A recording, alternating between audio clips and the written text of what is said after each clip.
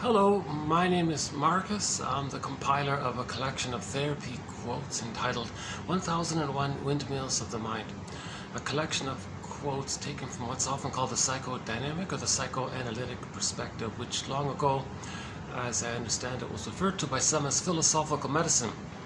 Because this perspective seeks to, in the context of the last video, to recover from our childhood, to no longer be addicted to childhood, one way of putting it, meaning that there's some kind of frozenality in our emotionality. Some kind of freezing takes place with what's called developmental trauma, interpersonal trauma, relational trauma, strain trauma, cumulative trauma, attachment trauma. I think that's the quickest one, attachment trauma. And in the last video, I tried to offer three basic images around emotional trauma. We're talking about the baby. We're talking about an insecure attachment style. A lot of babies are getting what's called an insecure attachment style in reaction to the attachment failure, the attachment trauma. The greatest hurt of all, quote, "Mother failed me." She didn't provide a secure attachment style. All babies need an extended social womb for the first 4 to 5 months. The last video was pretty good actually. I featured a song all throughout the first hour of the last video called Malaika, a Swahili song. It's actually a lullaby, an African ancient traditional lullaby called Malaika, sung by Miriam Makeba. Miriam Makeba, M-A-K-E-B-A. She's a very popular, respected singer from Tanzania, I think. And she explained in the song that it's a Swahili lullaby, and it means, dear wonderful baby, I love you. That's basically the main idea of the song. So I was playing that song for back like little snippets of it throughout 1 hour, and so I was saying, babies need to hear this, and I would play the song, cue the song, Malaika. And then what do we do when babies don't get to hear that sweet message? And then I was, and unfortunately, once in a while YouTube blocks an entire video. Nothing's monetized because of the songs I play. But once in a while they take it a step further. They'll block your entire video unless you agree to trim out that song. But in the last video they did something unusual. I played a clip of it at the very beginning. I played it like another little clip, maybe 15 minutes in and 30 minutes in, and about an hour later I played another clip of it. And YouTube said, you got to delete the whole 1 hour. And I thought, oh, come on. Can't they just delete out the little parts where I played the song? And they said, no, you have to delete from the beginning of the time you used that song to the end of the time you used that song. You got to delete everything. And I thought that was a really nice thing. I felt good about that 1 hour. So that's sort of a little setback there. But the good news is the quotes are preserved. In every video, if you click the more link or the see more link, all of the quotes are preserved. Even the videos that got lost in the last summer, those 17 videos, the quotes are preserved. So that's a huge relief, these quotes. Now for the last video, we did save, the audio is preserved for the second and the third hour, which wasn't bad as well. So for the last video, the audio begins for like a minute or two, and then it cuts out, and then it resumes at the 1 hour and 6 minute mark, more or less. I recommend that last video. That was minus that first hour, which unfortunately got missed. But for hours 2 and hours 3 of that last video about the pollution, I thought that wasn't too bad. And I featured another song, which I'll play here today as well, the same one. But in that first hour, what I liked about that was I thought I provided a pretty good overview of emotional trauma. It's hard to replicate. Sometimes something spontaneous comes out. It's like musicians when they write songs. They go, where'd that come from? I felt like I had that moment there. So it's just an odd coincidence or maybe not, I'm not sure. But now it's probably a coincidence. Maybe there is some kind of computer phenomena where if they hear the same song in a in sort of in the area of a range, maybe they just cut out the whole range. It's ridiculous because the song's only 3 minutes all in, and even if you play like usually they just make you trim out the whole song. They don't make you trim out everything that you said in between. So disappointing. So let me see if I can try to at least identify the last 1 hour, because I felt a little sad about that. So the three images of emotional trauma. So we're talking about a freezing of our emotionality. We're talking about our feelings getting squelched, repressed. So the baby is born with a golden ball. All babies are born with a golden ball, a radiance, the potential for a wide range of affect, needed affect, appropriate affect. They feel, therefore they are. I feel, therefore I am. We all have this innate kind of connection to ourselves, our sense of embodiment, having our feelings. Okay. Now, if that gets squelched due to attachment failure, meaning the child, it wasn't safe for the child to have his feelings. It wasn't safe for the child to have his needs. The image is, the earth opens up and its golden ball, or some innocence, gets pulled down into the non-reporting brain, or the unconscious, or the underworld. So again, myths and fairy tales are very helpful to describe psychology. Myths and fairy tales are true on the inside. They're like dreams. They describe psychology. So repression, that's a psychological concept where the child's feelings and needs they get shamed by the mother, so he doesn't want to know them. It gets put and recorded into the implicit memory system, the pre-verbal, pictorial memory system, somewhere in the amygdala area. So it gets pulled down like that into that part of the brain called the non-reporting brain, or the inferring mind. The metaphor for it is the unconscious, because we're not aware of it, or the shadow side, because we don't see it, kind of thing. So the mythological images, you get some kind of pureness on the field. This core was on the field, the earth opened up, and she got pulled down into the underworld. Underworld is an image for the unconscious. Now, the backdrop in the underworld, in the hell scene, is this burning, biting feeling. So the hell scene, the inferno, that's a metaphor, like artwork, like a symbol, artwork. Think of it as artwork. Okay, so the hell scene is an artwork for the emotion of shame. The emotion of shame. Mythology describes psychology. The emotion of shame. Okay, so it's a burning, biting feeling. It's a burning, biting. That's all it is. So the baby feels immense shame. So that's sort of the burning feeling that he felt when his mother didn't meet his needs. Okay, and his pureness got pulled down. So that pulling down, that zooming down phenomena, that's called repression. It got pushed down. It's got repressed, like pressed down, repression. And now it's in the underworld, and there's shame in there. Now, the character that pulled down the innocence, that character was comprised of the baby's feelings. So the baby felt enraged by being shamed by his mother. Okay? Mother, I need the extended womb with you. I need a reverie with you. I need some attunement and flow and understanding and connection. I need to be seen and accepted by you. Mother says, I'm busy. Okay, it gets pushed down. Baby says, I'm angry. I'm enraged by this. Mother says, I don't know what you're talking about. It gets pushed down. These constant misattunements, malattunements. Mother, I want a real connection with you. I don't want this plastic bottle thing.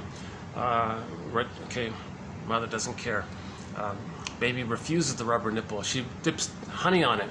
Oh, very shaming for the baby. Because the honey on the rubber nipple, the concentrated sugar on the rubber nipple, just tricks the brain to send the person serotonin. Okay, and then the baby gets serotonin from the trick of the overstimulation of the sugar, tricking the brain to think that the person is safe by the extra food. That's not really what the baby was looking for. He wanted to be emotionally fed, spiritually fed, emotionally fed by the mother. So it's the human connections lead to neural connections. So the baby doesn't get a neural connection of the memories of the mother soothing him, and he doesn't have that wiring laid down. Okay, again, the baby's brain is malleable. He's laying down the neural circuitry based on the interaction with the mother. How the mother relates to the baby, that wiring gets laid down, okay, like scripted down based on that interaction. Then it goes on within himself, kind of thing. Okay? So human connections lead to neural connections. If the baby's given the concentrated sugar, that doesn't translate into the baby that he was loved by his mother. It was just a trick. It's human connections lead to neural connections, right? So that's part of the trauma, that the mother didn't soothe the baby and provide that experience of his mother loving him and accepting him, because the way the mother thinks and feels about the baby, that's how he's going to think and feel about himself. If the mother sees, hears, feels the baby, because of the oneness, because it's fused in the beginning, it's called the stage of undifferentiation, symbiosis, merging, oneness, mother-infant dual unity.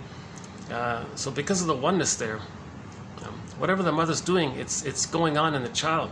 So if the mother sees, hears, feels the child sees, hears, feels himself. It's taking place within himself by the mother's doing this. If the mother soothes the baby now has that kind of wiring, and now he can soothe himself. If the mother's attuned to the baby and responds to the baby and is accepting, okay, this kind of emotional feeding, that kind of takes place, right? This kind of, they call it reverie. Now what helps the mother to have this reverie is the line. Just like in the cord, in the womb, there was like the baby cord, placenta, mother, placenta, cord. There was like a musical flow there. There was like a line there. And by the way, somebody said it is quite musical. The heartbeat, the thumping, the pulsing of the cord.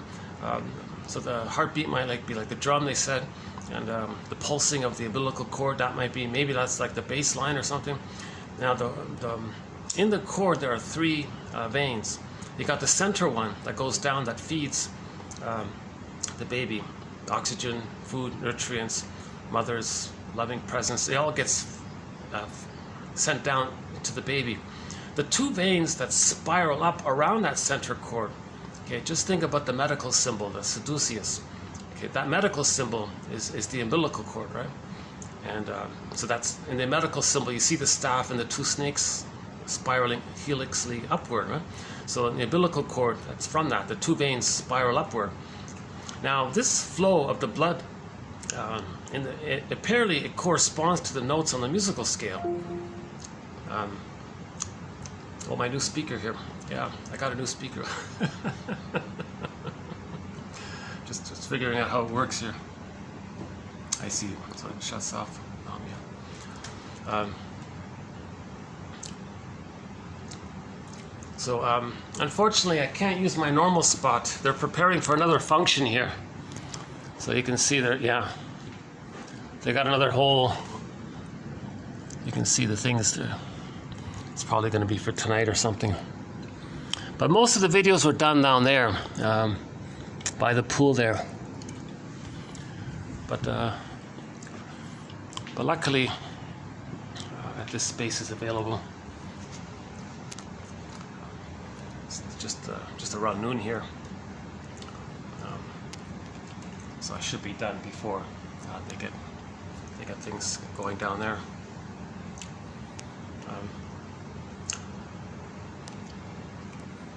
So the baby needs an extended womb. Humans come out too early, they need an extended social womb, a social womb. It's called the maternal holding environment, stage of symbiosis. Okay. Undifferentiation, the baby doesn't know where he ends and his mother begins. He's still in that kind of oneness state. He doesn't understand that he's a separate person and his mother's a separate person. He has a psychological identity and she has a psychological identity. He hasn't achieved that kind of I, you, me, not me, I, thou, we, I, thou, this kind of two-ness. He doesn't have that kind of sense yet. He still thinks the prototype is in the womb, starts off in the womb. The theory is it's just him in a state of oceanic bliss, oceanic feeling, oceanic oneness. He feels like you see the center of the because he doesn't understand things outside of him being separate from him. He's just in this oneness. He thinks he's the universe, he's the center of the universe, it's all him, everything's for him, serving him, it's just him, floating around. Is he a god? Is he a magic being? Well, what is he? He has this hallucinatory unconditional omnipotence. Okay?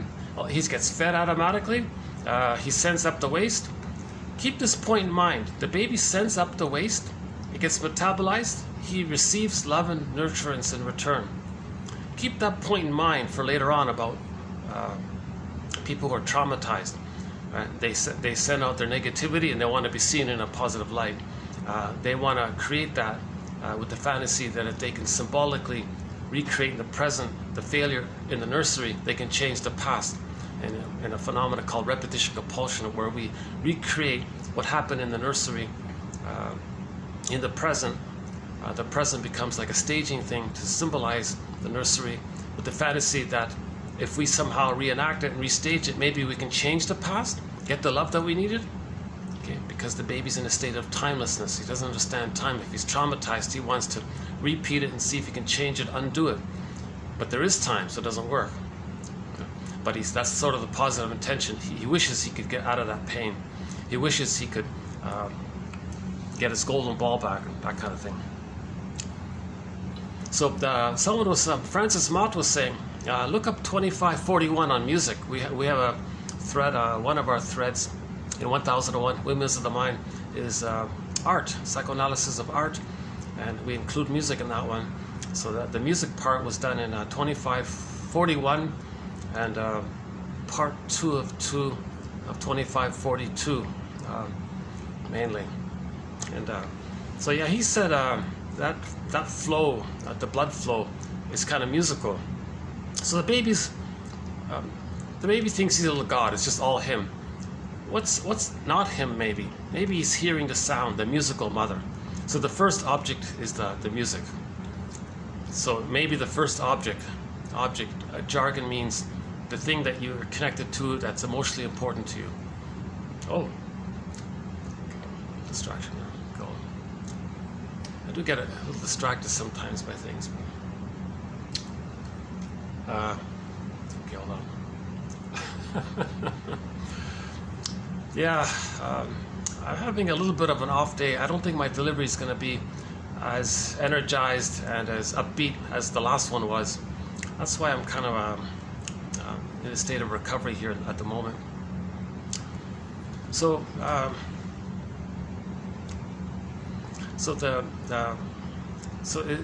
the baby's one with everything, and his eyes are closed, but he can hear this music. Maybe that's the first object. In the beginning was the sound. The sound was with the mother. The sound was mother. So maybe the first mother was the sound, the music. So that's why, and now the baby had a sense of fullness and oneness and bliss and happiness. The Garden of Eden, the Shangri-La, Shambhala, paradise. So he had this feeling of oneness and paradise, and right, little God-like feeling. And he's listening to some kind of musical thing going on in the womb. There's some kind of music going on in the womb. Right? So that's why he said that later on, when we create music, then it's going to trigger that blissful oneness feeling in the Garden of Eden. Hence why we love music so much, because it somehow stimulates the memory of when we felt safe, when we felt confident, we had our self, our oneness, we could do it all kind of thing. So we feel good with music, right? So the theory is it triggers the memory of some kind of prototype of music that took place in the womb. So let's just leave that there for 2541 to elaborate on if you're interested in that thread on music. So the baby's in a paradise. Humans come out too early. They need that paradise to continue. For the first 4 to 5 months, the baby needs the paradise to continue. Babies cannot have paradise lost at birth. That's an issue. So the role of the mother is to provide this extended paradise. Yeah. So what can help the mother provide this extended paradise is that she has a line with the baby that allows her to be attuned, and so that she can respond automatically and be in tune and meet the baby's needs, just like the baby's needs got met when he was in, or when she was in the uterus. the mother does a similar sort of thing for the first 4 to 5 months. So her main role is not just safety and milk and all. It's this flow, it's this music, the attunement. And we played the song by the rock band Spirit. I got a line on you before we modified the lyrics. I got a line with you. Baby's born, mother says, welcome baby, Malaika, welcome, Makule, Makalaip. I'm not sure how to say it. Play the song Malaika, 1974 by Miriam Makeba.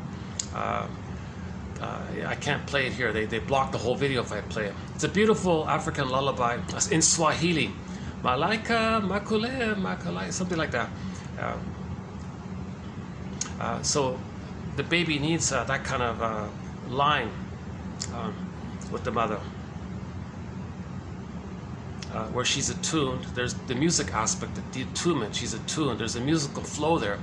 So that flow with the chord is meant to continue with the interaction with the mother. So that interaction with the mother needs to be like this musical smooth flow, like a lullaby. Now, so when the baby's born, mother says, welcome, I've got a line with you. Baby says, oh yeah, I feel it. I have this line. This is a line with you. That's a line with me. I've got this line with you. All right. So they got that line to continue. So whatever the baby needs, instantly, in a fraction of a second, the mother already knows what it is and she responds. Baby wants to nurse. Okay, the breast is there. Baby can nurse according to his schedule.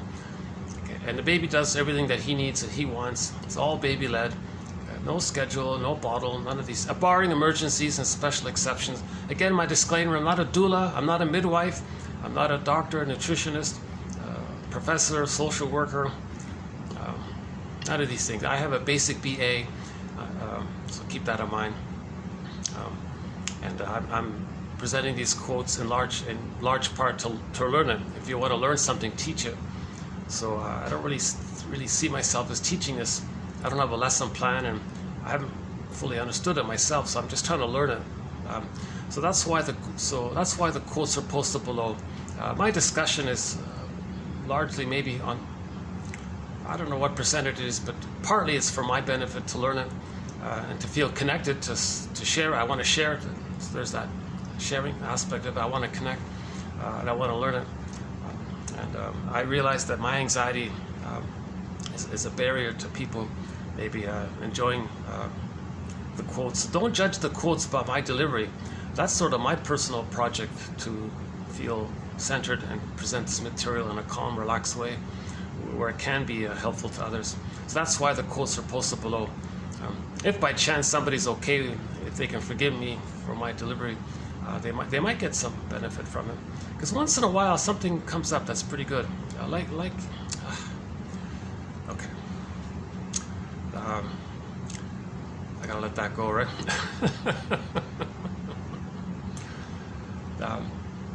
So let's see if I can recapture some of that past, that missing 1 hour. Probably my best 1 hour, I think.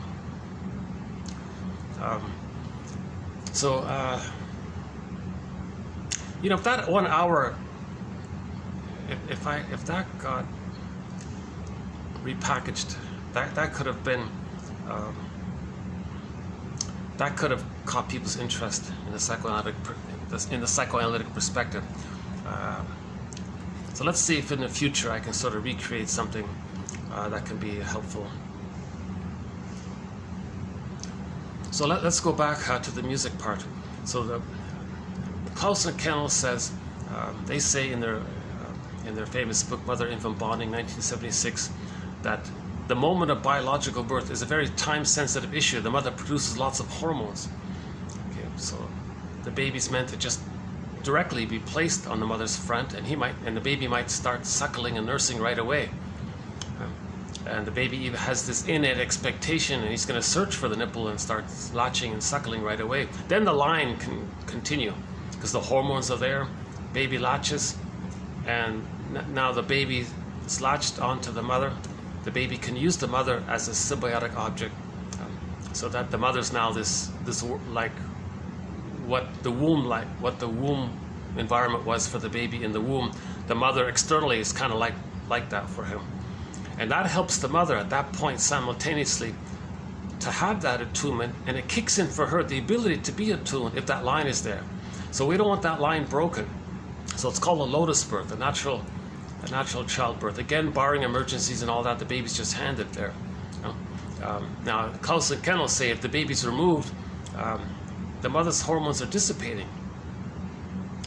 It's kind of like the analogy was if somebody's in love and then they break up and they're sad, the mother might be feeling some of that sadness hormonally, physiologically.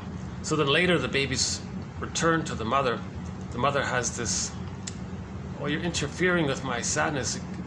Maybe she can't just click back into that state of that immense love that she had. If the oxytocin is dissipating and she's sad, she can't just reactivate her attachment if she's deactivating her attachment. So there's like a conflict there.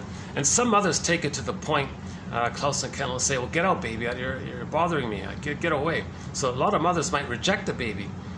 Just like in the animal kingdom, they say if there's like a long delay, or they had some examples about it. So in other words, forget about weighing the baby. Oh my God, it's not important. You want that continuity there. It's not worth the trivial number on a chart and traumatize the baby with birth trauma. And it's a lifelong struggle to recover from that. It's not worth it, obviously, right? And leave the cord, leave the placenta. The cord is still pulsating. It belongs to the child. The placenta belongs to the child. It's still sort of alive and pulsating, they say. So leave it alone for a while. It'll fall off on its own accord a day later. Yes, it looks messy. So what, they said. The cord you can cover with a bed sheet or something. And when the placenta comes up, put it in a bowl. The bowl can sit beside the mother on the bed. You can put a lid over it or something, but allow the flow there. Give the child that kind of smooth transition from the water world to the land world, right? He's got to make a smooth transition from the water world to the land world.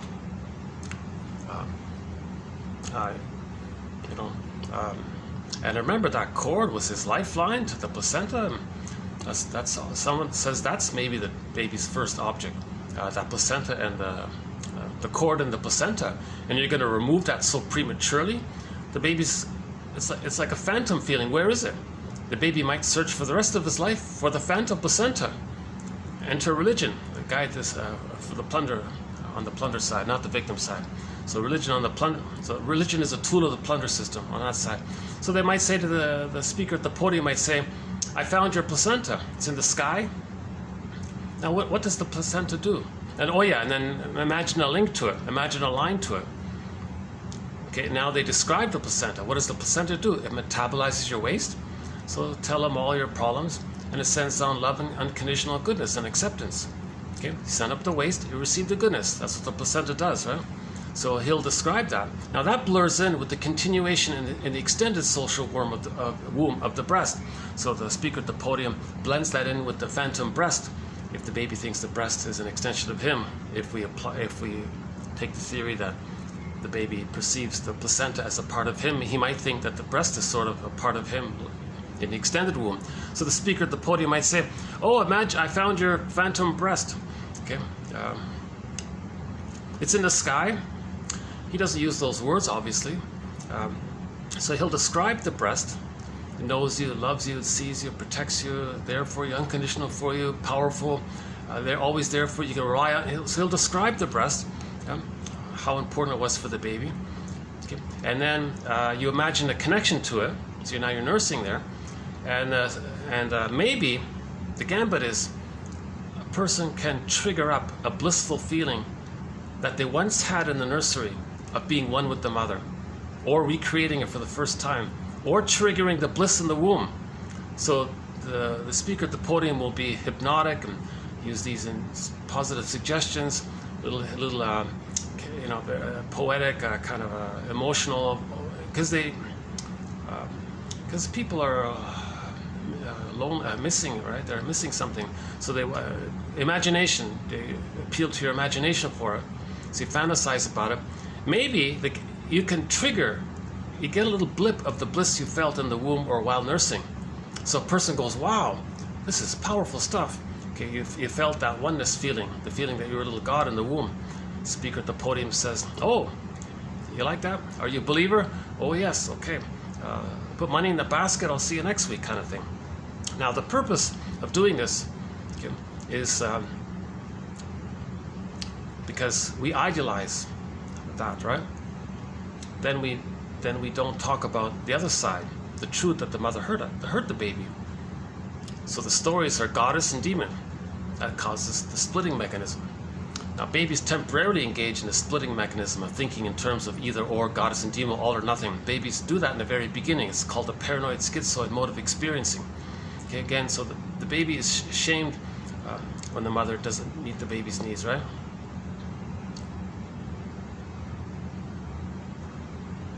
Okay, back to the Klaus and Kellogg. So the time-sensitive thing. If the baby's removed too long, and when the baby comes back, the mother might reject the baby.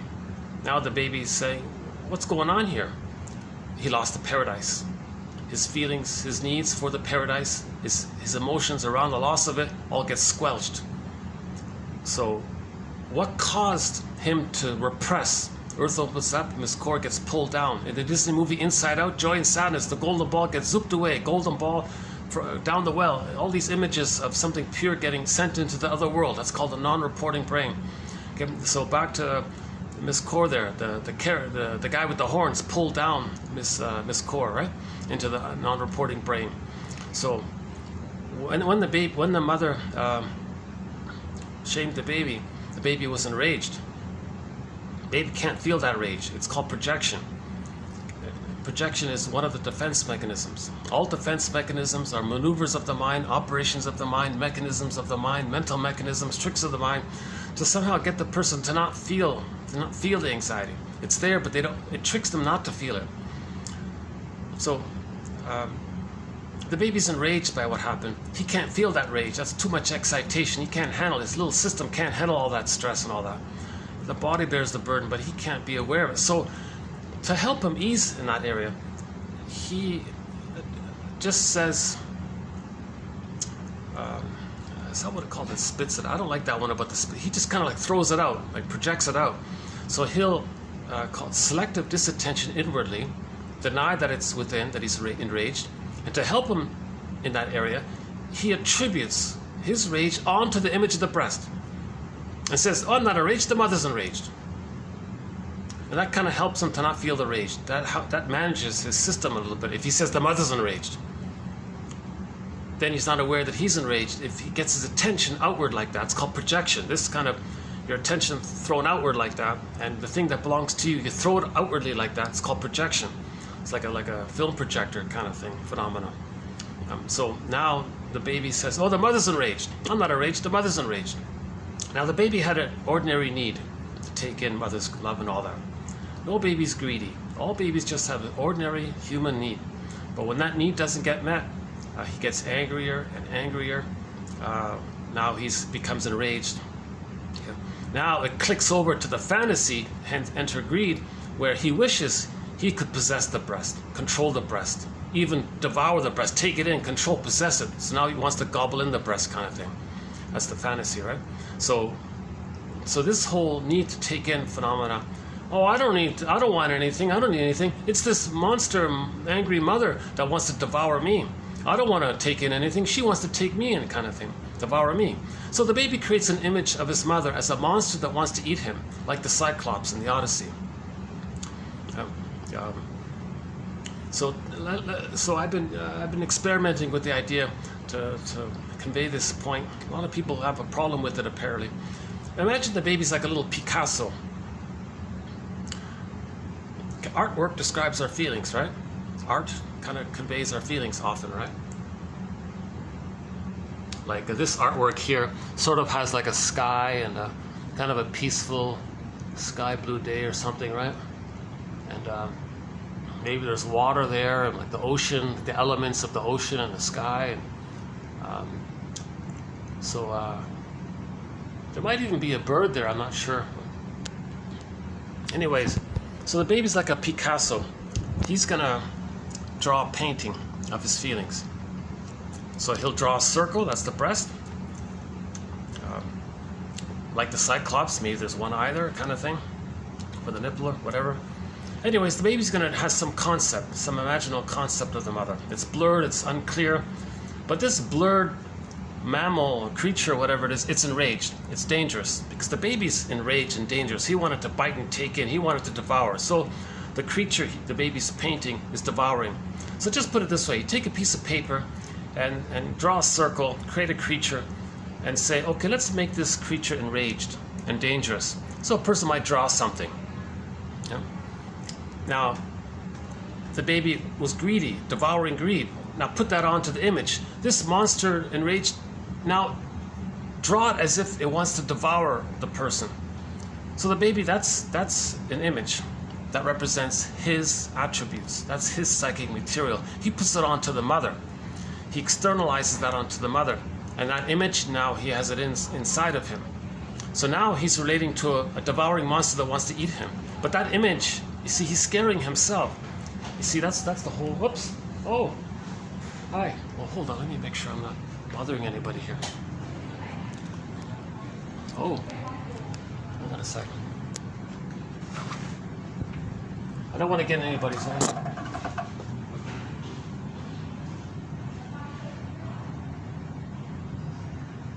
Okay. Seems okay. I think I'll use the next room.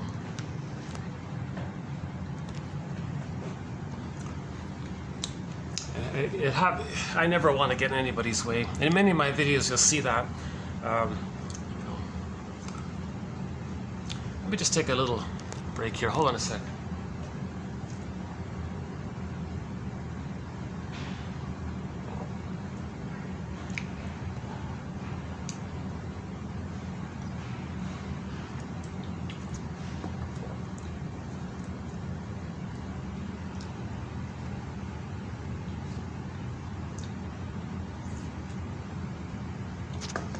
So that's called Melanie Klein's theory around this.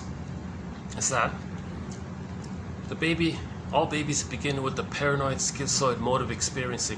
No, the mother's not a monster that wants to eat him. So the baby's paranoidish like that.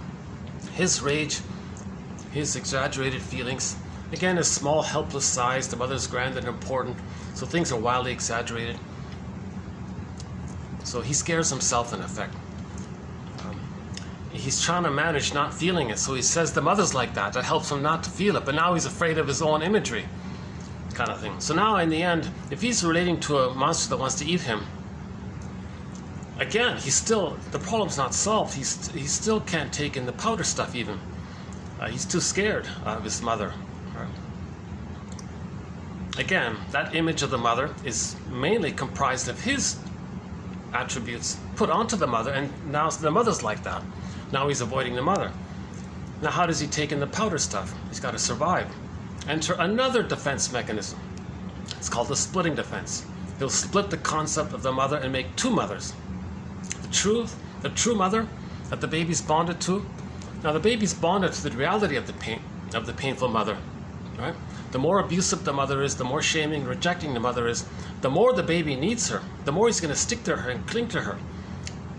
Because the more the mother's love is unavailable, the more the more the baby needs her. So he's going to stick to her. It becomes like a Velcro thing, an adhesive, sticking like he's going to become stuck in the tar pit of a negative symbiosis called identification with the aggressor. And he can become really kind of blurred there like that.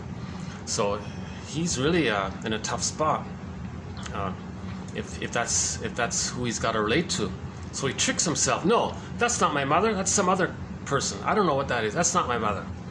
Because he wants to survive. He'll hallucinate a goddess, an oasis, a beautiful, heavenly, supremely divine, all wonderful, bountiful, good breast to compensate, like a reaction, right? Compensation. And then he'll say, there it is. That's my mother. Maybe it's similar to the thirsty guy in the desert. He's in the scorching heat. He's in pain. And then he hallucinates an oasis because he's trying to survive. Well, the baby's trying to survive. He's in the scorching pain with the shaming mother. Okay, so he hallucinates a goddess imagery. And that's how he tricks himself. Now he's nursing and thinks that mother's lovely. Meanwhile, he's really hurting, but he's not aware. But he just denies it, right? But he tricks himself to think that the mother's all good. So this all good concept and Okay? So it ends up with goddess and demon imagery in his unconscious. That's called the splitting mechanism. That's the schizoid part of the phrase, the paranoid schizoid mode of experiencing, mode of operating. So that's a sign of trauma if that continues post age 3. All babies temporarily may use this in the beginning because no mother's perfect, so the baby is helping the mother in effect. So he'll adapt this way. Okay? That's how the baby's adapting to his small size and the mother being imperfect. Now, at the age of 4 to 5 months, things get sorted out. The baby no longer needs to use splitting. The baby finally gets the reality. The mother's not some kind of heavenly goddess or some frightening monster. Oh, she's like a person. I'm like a little person. She's just a bigger person. Oh, I see, we're people here. And I see she's loving and sometimes she's off. Oh, I see, there's two sides of her. Oh, there's two sides. This is all just two sides of one person. Oh, I see. That's called the depressive position, because it's a little depressive because geez, wouldn't it be nice if there was just a goddess and there was no. So it's more complicated. It's called the depressive position. The baby would feel bad if you were to be angry at the one he loves, kind of thing. And now this, by the way, enters. If he gets to this point, this is a key transition, because if the baby can see the two sides of the mother, then at 4 to 5 months he starts to hatch out of the second egg, the second womb, called the psychological egg. So he had the biological birth. We're talking about the psychological birth. For the psychological birth, he's got to enter into a psychological womb, psychological egg. So he's got to be more loved than shamed during the first 4 to 5 months to allow the two sides to come together. It's to be seen as whole, and he's whole. And if there's two holes, I mean, not part, like whole, then he can that blurredness of him and oneness, it starts to consolidate where, oh, he's been loved enough to feel safe enough to have his identity. The reality is that he is a separate identity. Then he starts to hatch out of himself. He starts to hatch out of that oneness there. Then he has a sense of himself, and the baby has a sense that the mother's a person. The range authors, a lot of debate about this. Some author, I saw one recently said where it might even start as early as 2 months. Some say it can stretch out to 7 months. I've just been using Mahler's ballpark. She says between 4 to 5 months on average. So at 4 to 5 months, the baby enters into the depressive position. He sees the two sides. He starts to hatch out, and he resumes development. Okay, let's pause here. Let's say the mother is more shaming than loving in the first 4 to 5 months. Then the baby still uses splitting. That means he can't hatch out. He's stuck, merged with the mother. Okay, so if that's the case, his feelings got frozen. And they're stuck there. It's frozen, like the woolly mammoth in the block of ice. In the comedy show The Many Loves of Dobie Gillis, the character Maynard Krebs had a hobby of collecting petrified frogs. Maybe he was trying to say that's how he felt, because that character had sort of a developmental issue. He didn't want to grow up, just wanted to play with his bongos, couldn't study. Maybe he felt like he was frozen somehow, so he collected petrified frogs. Or maybe it was for the viewer to get a sense of trauma that way, linking him with the idea of trauma, or something frozen inside like that. So one image is that our golden ball gets down in the well. Joy and sadness get zooped into the other world. This core gets zooped into the underworld. Petrified frog. The main one I've been using is the woolly mammoth, frozen in that block of ice. So there's our emotionality, our feelings kind of get frozen. We don't have our feelings, really. Alexithymia, we don't know our feelings. We don't have our feelings. It's lost. Like joy and sadness get zooped into the other world. It's lost. We don't know what they are. So that zooping phenomenon leaves us feeling kind of frozen or stuck. Now let's enter the narcissist myth. All babies think they're little gods. Narcissist looks into the pool of water. He sees a reflection of himself there. So there's the oneness there. He still thinks it's just all him. This solipsistic world of everything is just him. That's what that image of narcissist means. Okay, one book is entitled "The Object of My Affection is My Reflection." Okay. So he's just in love with himself thinking that he's one with the universe, so it's just him. He's in love with the idea that he's a little god kind of thing. It's called narcissism, right? So one author says, by the way, what he's really looking for is mother's loving response. He's looking for a mother to sing the lullaby, Malaika, I love her. Oh, there's someone telling me that there's an other who loves me, and there's a me and there's an other. So narcissists didn't get that experience of the mother singing that lullaby to them, right? So he's kind of frozen there. This sense of grandiosity, infantile megalomania, that it's just him, solipsism, the world is just him. This sense gets resolved when the baby's loved. It naturally dissipates in 18 months. But if he doesn't get the love, he's frozen there. Hence he's transfixed at his reflection in the pool of water.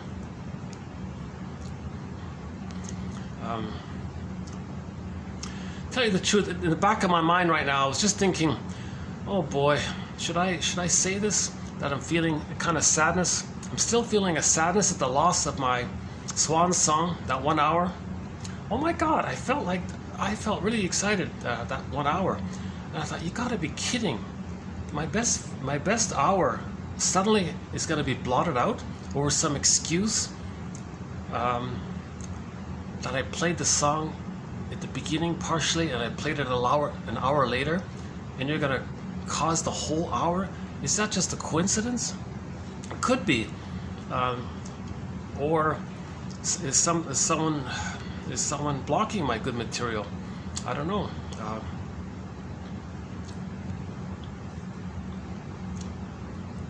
So yeah, encouragement would be helpful. This is like a second language. Psychoanalysis is very helpful. It is like a second language because of some jargon there. Okay, let's work through that one. Now in the again, myths and fairy tales. Yeah, and I'm not speaking very well today. I feel like I got a very early start today. Still a little. It's Saturday here, so things are a little more noisier. So yeah, sorry, this might not be one of my better videos, but the quotes are posted below. In myths and fairy tales are like dreams. All of the characters represents aspects of one mind. So in the narcissist myth, we got the two main characters there. Narcissist staring in that oneness, transfixed in that oneness, where he still thinks it's all him, narcissist, right? And he's addicted to it. Okay, remember, narcissist comes from the Greek word narke, which is the same word the ancient Greeks used for the narcotic thing. And he turned into a flower. That flower had some kind of hallucinatory narcotic-like quality, apparently. I don't know, but that's according to the book. So he was like this, like addicted to this oneness feeling. So like drunk or something, always drunk in this oneness feeling, just him or something. Now his soul, that character's soul, meaning a person with a baby who's not loved, their soul, it's disembodied. That's called echo. He was off to the side, disassociated, off to the side. That was echo. Now, in one version of that story, a very important detail people don't talk about. At the end of the story of the myth, Narcissus turned into the flower, Echo turned into a stone. Okay? That's the freezing of our soul, our feelings, our golden ball. The golden ball turned into a stone ball or something. Or the petrified, or the frog became petrified, or the woolly mammoth became frozen. Okay? When joy and sadness gets zooped away, when Miss Core gets pulled under, okay, then our golden ball gets frozen. Our embodiment, our sense of our embodiment, the symbol for the petrified frog or the frozen woolly mammoth. Okay, that's emotional trauma, that's attachment trauma, that's developmental trauma, interpersonal trauma, relational trauma. Okay, our feelings, we lose our feelings basically. We're not in touch with our feelings, hence our embodiment. If you're not in your body, you're not making sense, literally. And all of the confusions we see around, it's because people are they're not in their bodies. So all the chaos and confusions is because everybody with this condition that early on they're trying to find their golden ball. So they want to recreate in the present something that communicates what happened in the nursery, because they're trying to be conscious of it. If they can be conscious of it, then they know what's going on, then they can go through the mourning process and get back to golden ball. Okay, so in the Disney movie Inside Out, for joy and sadness to come back to the console, it was with the help of anger, disgust, shame. So in other words, the conclusion was, we got to feel the disgust, shame, and rage at what the mother did to us, then the golden ball can come back. If we got to a place where we could feel that, that means we felt safe to accept our inner child, our soul to come back, our golden ball to come back. The frog would come back to life, the woolly mammoth would be free. Demeter can retrieve Miss Core from the underworld, and she becomes Persephone. Persephone is the return of our soul. Odysseus can get home and be reunited with Penelope, his feeling self. Ithaca is the soul castle, his embodiment. Whitebeard King Valamon, the prince, gets back the bear prince, right? And she gets the golden reef, her aliveness, her feelings, vitality of her feelings. So these are just sort of images to get back our feelings. The trauma is we lost our feelings. I feel, therefore I am. Okay, now there's the organism seeks healing. Okay, there's this innate drive for healing. The mechanism is called repetition compulsion. The interaction that led to the freezing of our feelings, we want to replay that, thinking we can change the past, undo the past, get the needed past. How can we replay this and get a new outcome for the past? That's sort of the positive intention. So, mother shamed the baby, objectified the baby, thingified the baby, exploited the baby. Baby identifies with the aggressor, and then finds some non-threatening substitute others, makes some excuse around it. Okay, then they can exploit, shame, devalue others to reenact what the mother did to them. So they're going to do to others to reenact what the mother did to them. They're trying to spin it around. Or a more benign version is they're going to coax others to reject them, to replay how their mother rejected them. Okay.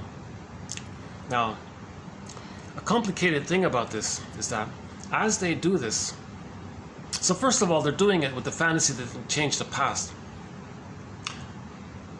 But they're stuck there because the only way for the baby to differentiate and get his golden ball is for the mother to change her ways and provide the love so he can do so. The baby needs mother's love for him to separate from her and know himself. He's not getting it. So he's going to replay and replay, waiting for it. At the same time, underneath it all, he can only get mother to change her ways if he himself can change her and convert her from a dysfunctional mother into a loving mother. The baby thinks it's his job to make his mother be loving. Okay? Again, in the womb, the baby thinks he's the universe, everything is him. So the mother's a part of him, an extension of him. When he's born, paradise is lost. The baby thinks, oh, well, I'm a god, I can fix this. So the baby will try to fix the mother, cure the mother, make her be a loving mother. Again, the baby can't have paradise lost, so he's got to save the mother, correct the mother. So he's going to try again and again. Maybe he squelches his feelings and needs to please the mother, thinking that maybe if he does that, then the mother will change her ways, provide the love, and he'll get his golden ball back. It doesn't work. He freezes there. Whoops, he lost his golden ball in the effort to save the mother, and he's frozen there. Okay, so when there's trauma, he's going to replay it again and again. Now, he still thinks he's a little god in his unconscious. The grandiosity is still there. So he still thinks it's his job to save the mother. So he'll go through life repeating the trauma symbolically in the present. Okay, we repeat the childhood past in the present because of the pain we're feeling. Okay, the Greenberg movie, quote, Shrink said to the guy, you have trouble living in the present, so you dwell in the past because he never really lived it. Bruce Brody, emotional unfinished business. So in the present, we cognitively know that the person in the present, your partner in the present, etc., situation in the present isn't the nursery. Emotionally, you don't care. Emotionally, it's still the nursery. You're still in the nursery. Okay, so that's why a Greenberg movie, he had trouble living in the present. So the present was always emotionally the past. He was frozen in the past. He goes through life, going through the motions of life, but emotionally stuck in the past. Okay, unfinished business. He to get the finished business, he wants to save the mother, make her be a loving mother so he can be free from her. He's looking for emancipation from his mother, emotional liberation from his mother. But to get that, he's got to make her be a loving mother. So he's frozen with that false belief that it's still his job to save the mother. So that's the source point of him always sabotaging his happiness in life, not expressing his true feelings towards the mother, not having differentiation or autonomy, okay? Because he's still being loyal to the mother. He's still being one with the mother, because he needs to be loyal to the mother to still have the chance to save her, to change her, make her be loving, so then he can finally leave her and be himself. Okay, so in the meantime, he's going to be dysfunctional to stay loyal to the mother. TQ20, is it 20? Look up Morton Kison in our collection, Kisen, in our search engine here. I think it's 2291 and 2. It's either 2291 and 2 or 2491 and 2, one of those two.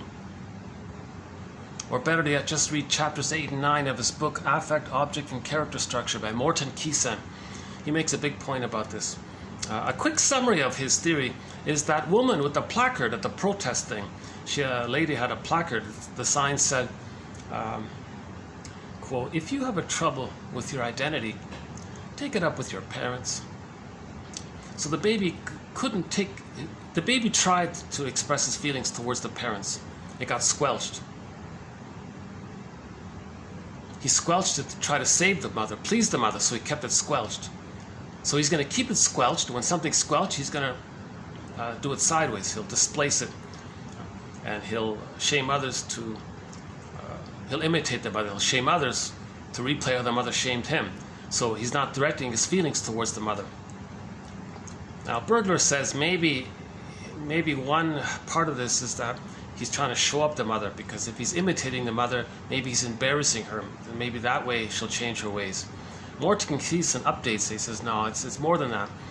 It's not really going to work.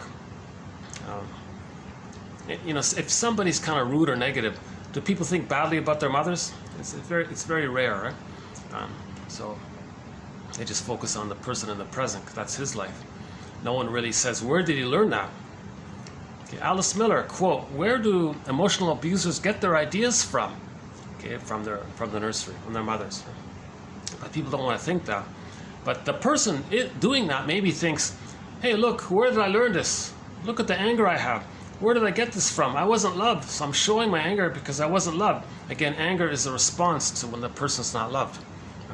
So the main emotions in the paranoid schizoid mode of experiencing hate, greed, envy, spite, vindictiveness, schadenfreude, ingratitude, the controlling one, the contempt one, and a few grandiosity, and a few others are there.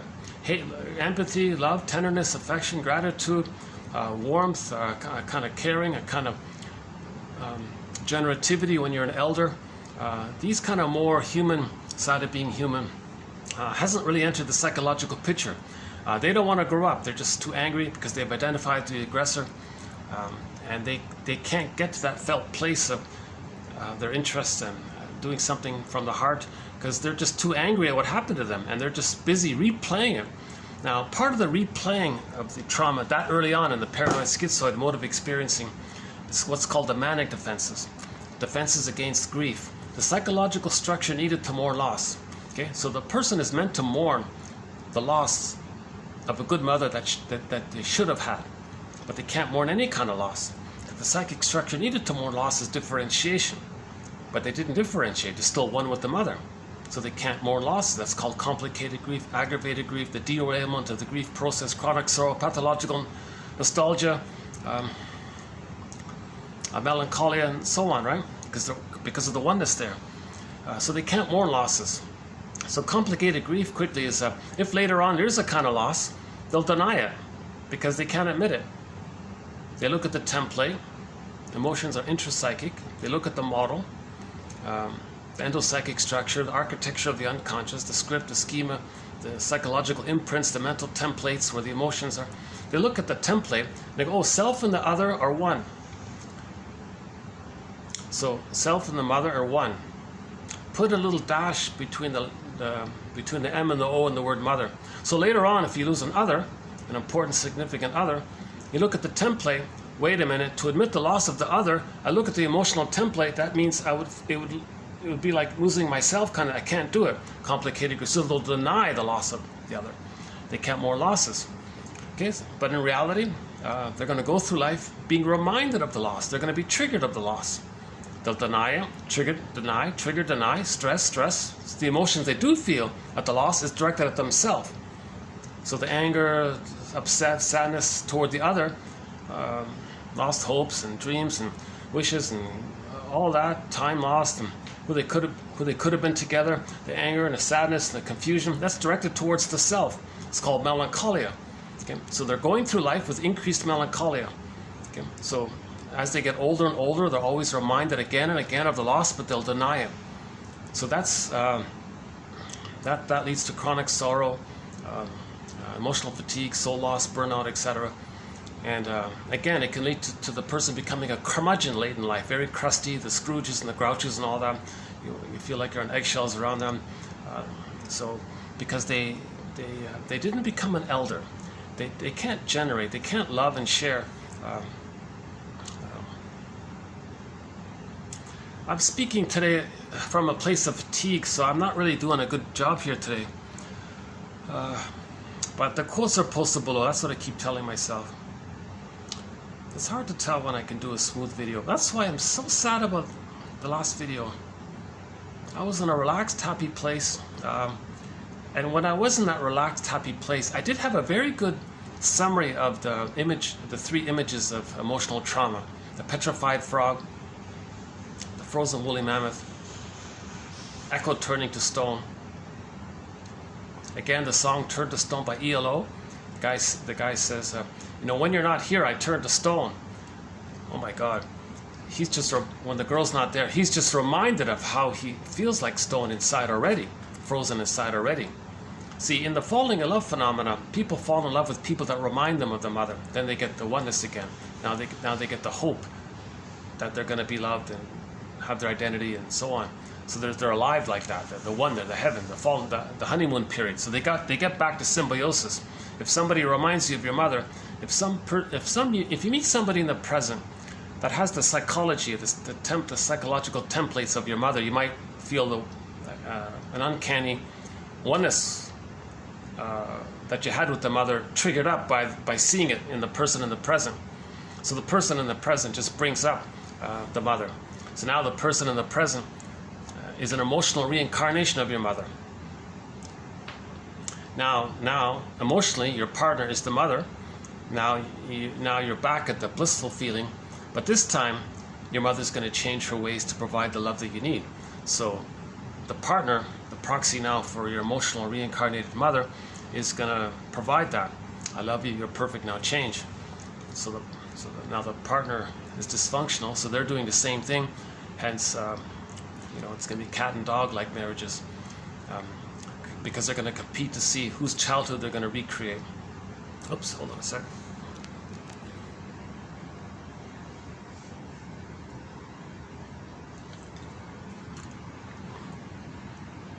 Okay, sun's coming up.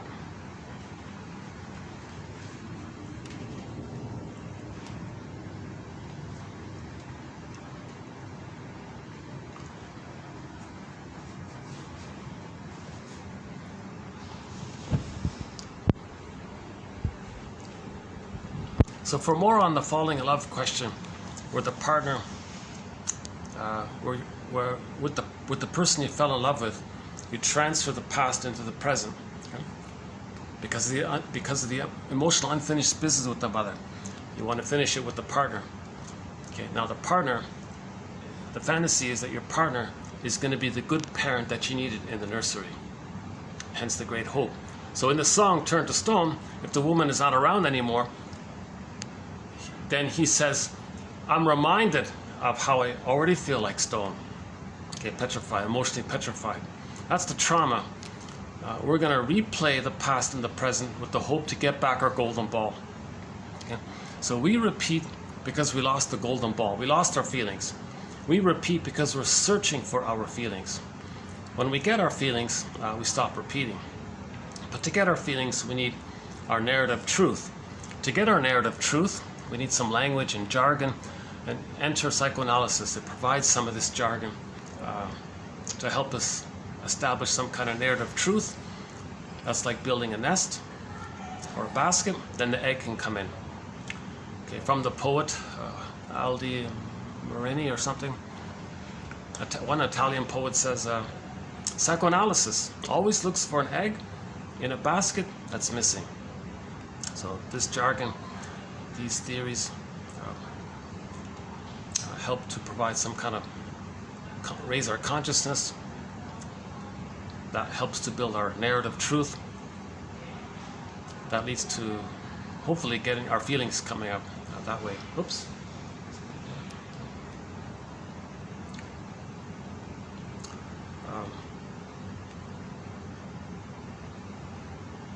So back to the paranoid, the manic defenses as a defense against complicated greed.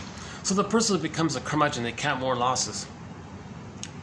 Now what else is taking place during the hate, greed, envy, spite, ridiculousness, schadenfreude, ingratitude, controlling, grandiosity? Okay, what else is going on in that area? Well, let's start with the grandiosity. So baby still thinks he's a little god, right? So he'll always go through life with that attitude where he can send out the waste and be seen as goodness. So he'll want to orchestrate that. He'll try to create that where he does something wrong, but he wants you to admire him. You see a lot of that actually. People who really do a lot of damage to the environment, they hire PR firms to make them look good.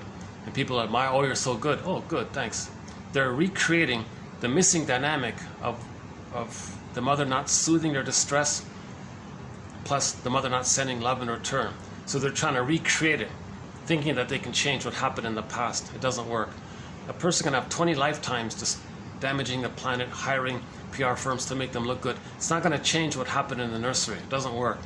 But these symbolic creations in the present, they're like mirrors to see what happened in the nursery. So the idea is to be conscious of it. Right? We're always creating these mirrors to see what happened in the nursery. So the guy who does harmful things, that wants to be seen as good, that's a mirror for the person to know. So that's the theory, right? For the person to know that the mother didn't soothe their distress, and meaning accept their wasteful side and return with love, kind of thing. So the grandiosity is there. Now the greed, repetition, compulsion. The baby wanted to take in the maternal experience, positive maternal experience, take it in, right? But he's at the place of greed now, right? The need clicked over to greed. Okay, so in the present he'll be greedy. He's still trying to get him the goodness that he needed. He's stuck at that greedy place. Repetition, compulsion. No thing in the present you gobble in can be the transformative breast that the person needed in the nursery. It doesn't work. Repetition, compulsion. They're still in pain, so they can do it again and again. So greed comes from the repetition, compulsion around the failed breastfeeding experience, the nursing experience. They're still looking for the good nursing experience. So if they symbolically reenact the interaction with the nursing, okay, through the greed, that's like a symbolic reenactment of the breastfeeding experience where they wanted to take in the goodness with the mother. Okay. So it doesn't work, right? Now, in the paranoid schizo, the envy, so greed doesn't work, number one, but the envy part says, oh, envy means hatred of the good. So the baby can't tell the difference between the breast and his experience of the breast. If mother equals envy, he identifies with the mother. He's got to be envious to stay loyal to the mother and be the mother. So for him to feel safe, meaning attached to the mother and mother's envy, he'll be envious. Now what is envy? Hatred of the good. So every time they hate the goodness or see goodness damaged, then they feel safe with the mother. Okay. So the envy part says, oh, okay, well, greed damages. Greed doesn't work, but greed damages. Okay, so envy says to greed, greed, do your thing. Damage. Because envy wants to remove the source of envious feelings. Envy, the person with envy doesn't want to be reminded of goodness. Because it's too painful to be reminded of goodness, because originally in the nursery the baby needed mother's goodness, and he associates too much pain around that. So he doesn't bother anymore with goodness. Hence, he's stuck with envy. So now greed is a tool for the envy. Greed is the Trojan horse for the envy. And about 2 months ago, a famous short selling the planet, right? Destroying the planet. He said, yeah, I'm 99 years old. I'm still like billions of dollars. I still want to gobble in more, because it's not about the greed. It's about the damage it causes. It's about the damage. Seeing goodness somehow makes them uncomfortable. But greed damages.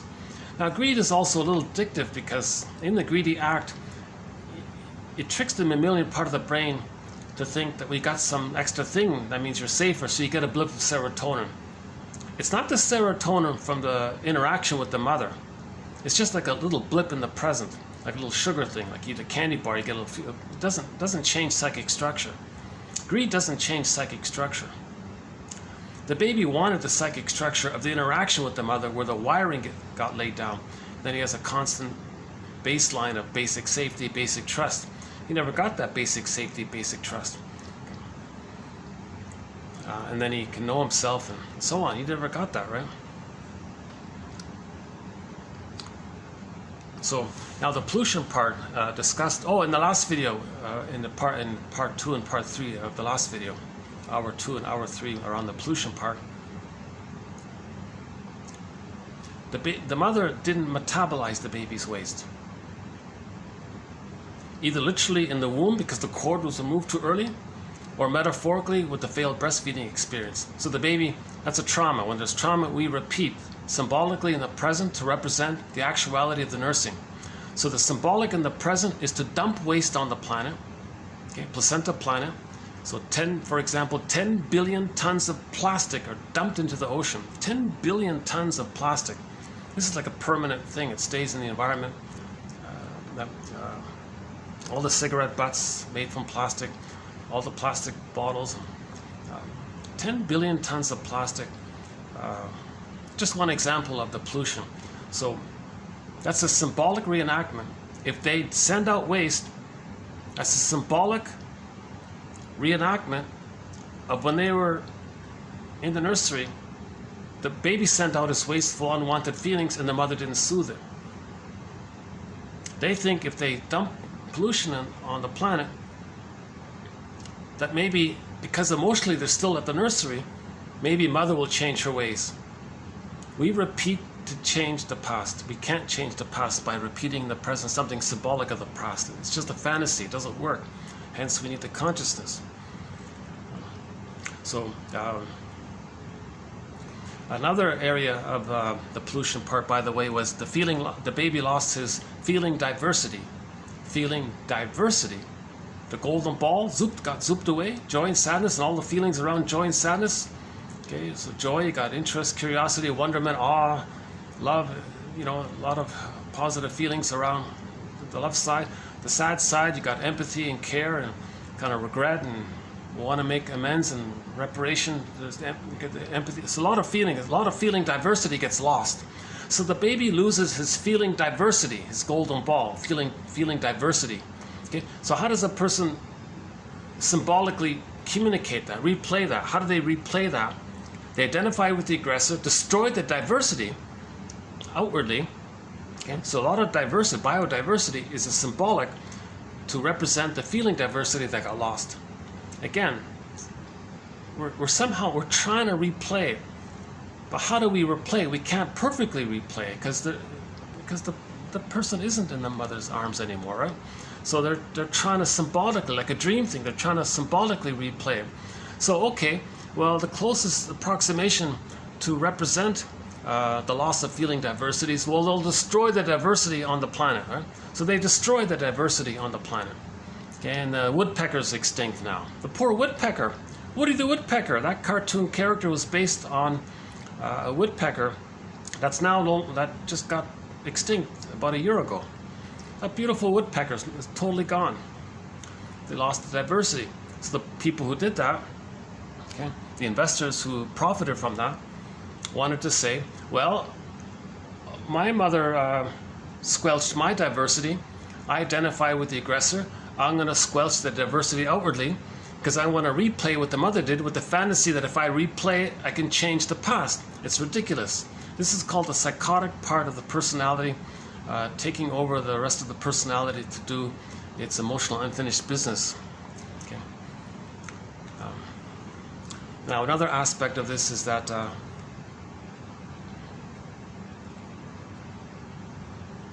ecology. The baby and the mother had a certain ecology together. The musical flow was broken, it was damaged. So there was meant to be an ecology with the mother. The flow, the music, and ecology. That got damaged. So they destroyed the ecology outwardly to reenact how their ecology with the mother got destroyed, with the fantasy that they can change the past. It's ridiculous. Doing to others what your mother did to you is not going to change what your mother did to you. Okay? Again, doing to others what your mother did to you is not going to change what your mother did to you. That's maybe the simplest way of doing it. Edmund Burglar, one of our mentors, his term for this is negative magic gesture. It's like a magic gesture, magical thinking. If I do this, can I? Because they still think they're little gods. They could think it and make it happen, kind of thing. So, when that's an extension of when the baby was in the womb, he didn't have to think it. It just all happened. But when he's born, maybe he like shakes his rattle and mother comes, he thinks he caused it, or maybe he thought it, mother picked it up and she responded. So the baby thinks magical thinking, oh, I think this, the mother provided it. That's just because the mother's attuned. There's this unconscious to unconscious communication called the reverie, and the lines there. The baby sent the signal, the mother picked it up and she responded. The baby wasn't a magician with a magic wand. So that's hence the negative magic gesture reference from Burglar. Burglar, one of our mentors, just mentioned. Yeah. Okay, so for more on, so that's one of the manic defenses. This greed, envy, polluting. So polluting, destroying the ecology, destroying diversity, okay? Preserving the grandiosity, wanting to be seen as good while you're doing it. Greed as a tool for the envy. All of this is recreating the failure in the nursery. The baby felt objectified. Baby thought the mother didn't care. The baby felt that so they objectify outwardly, not care. The baby thought the mother plundered their soul, exploited them. So they plunder outwardly, exploit outwardly, to replay how the mother did those things to them. It doesn't work. The whole plunder system is maybe based on this, by one theory. So yeah, we have a whole thread on that called the sociological factors that contribute to prejudice. One of our threads is prejudice. Okay, let me just take a half a minute break here. Hold on a second. We want to raise consciousness. What I'm trying to do here in these videos, I'm trying to raise consciousness. So for the time being, I'm going to borrow the song Rise by the classic rock band Harlequin. The line is, so we want our consciousness to rise. We want our consciousness to rise. So we want to raise consciousness. So I'm just sort of just playing with the song a little bit. I'm just experimenting with the song a little bit. It's sort of an upbeat song. It's a rock song. He's saying, you know, if we rise our consciousness, I'm twisting it a little bit. If we raise our consciousness, you know, it's one sweet ride, he says. Once we get back our feelings, that's a positive, that's a pleasant experience. That's meaning to heal. So we want to rise our consciousness to get the good feeling of healing. So I find this song to be sort of an encouraging, bit of an encouraging song. So let's in other words, I'm borrowing this song to represent the need to raise consciousness. We want to raise our consciousness. We want to raise consciousness. Hold on a second. This thing turns off on me. Got to get used to this new speaker. Oh, there it is. We want to raise consciousness. Again, raise consciousness. We want to raise consciousness.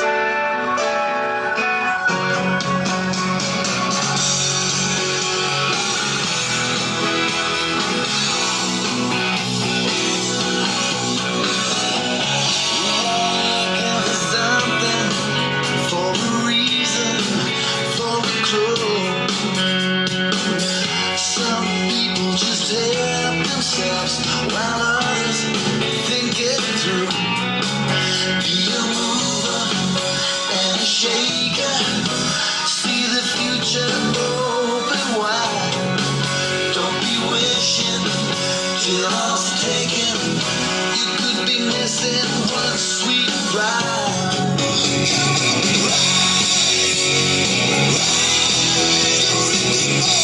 Pass you by.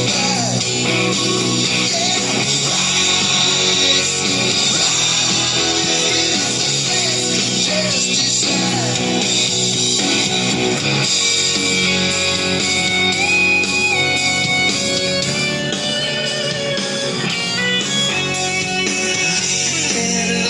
With envy to your brother, that's just wrong. Maybe you should just take a step outside your comfort zone. There's a winner, there's a loser. Think it's time you picked a side. Don't be sorry or mistaken. You could be missing one sweet ride. Come on, rise, rise on into the boat and pass you by. Yeah, rise, rise, just decide. Yeah,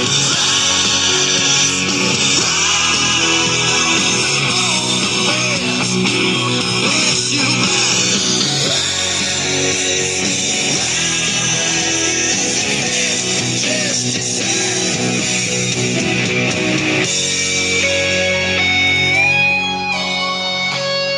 And one clue is,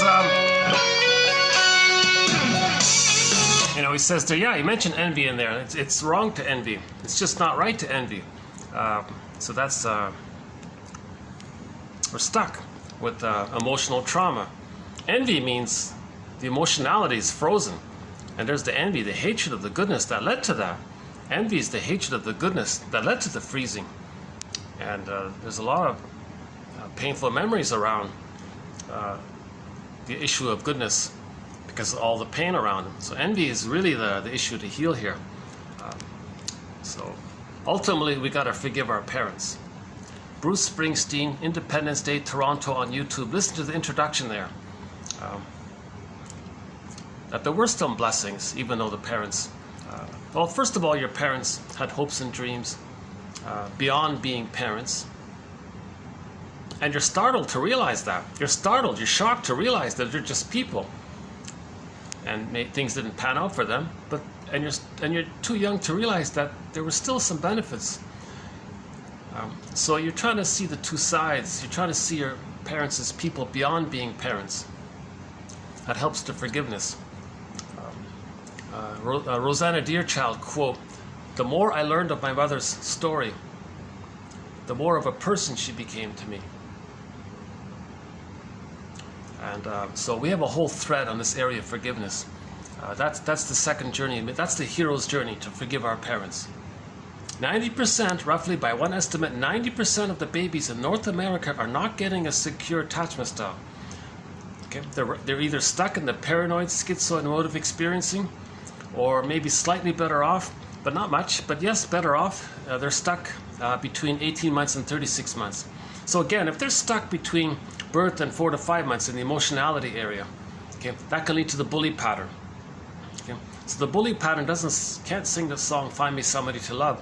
They sing the song "Find Me Somebody to Control." So they want lackeys to be symbolic breast, and they want to control them because they can't experience loss. They can't think that they don't want to be triggered of any kind of loss. So hence they're very controlling and demanding on the lackey. They'll frighten them and manipulate them and use anger to manipulate them and scare them. They don't want love. They just want a kind of response, a kind of a present in their fantasies. So the lackey is symbolic breast. Now Iago is a more painful version of it. They say, "Find me somebody to damage." They just have envy. The Iago one is only envy. The Iago pattern is they sneakily, covertly trick others against themselves, and by that process, things are being damaged outwardly, and then they feel safe with their mother. Again, the baby can't tell the difference between the breast and his experience of the breast. In the Iago pattern, the experience of the breast is envy. So to stay connected to the mother, they got to be envious. And the Iago pattern does it sneakily, passive-aggressively. They spread rumors against others, that kind of thing. Okay, so we have a thread on the Iago pattern. If the baby is sort of one with the mother, but it's a negative, see, those ones never really attach to the mother, hence they're more harmful, right? The bully pattern is much more harmful in their demandingness to control things. Iago pattern doesn't bother, he just wants to see things damaged. But the Iago pattern may use those with the bully pattern to exercise as a tool for their agenda. Now, the narcissistic pattern is one with the mother, but they can't leave the mother. They sing the song, "Find me somebody to shame." Others shame them, they want to shame others. Those three are the stingers. Okay?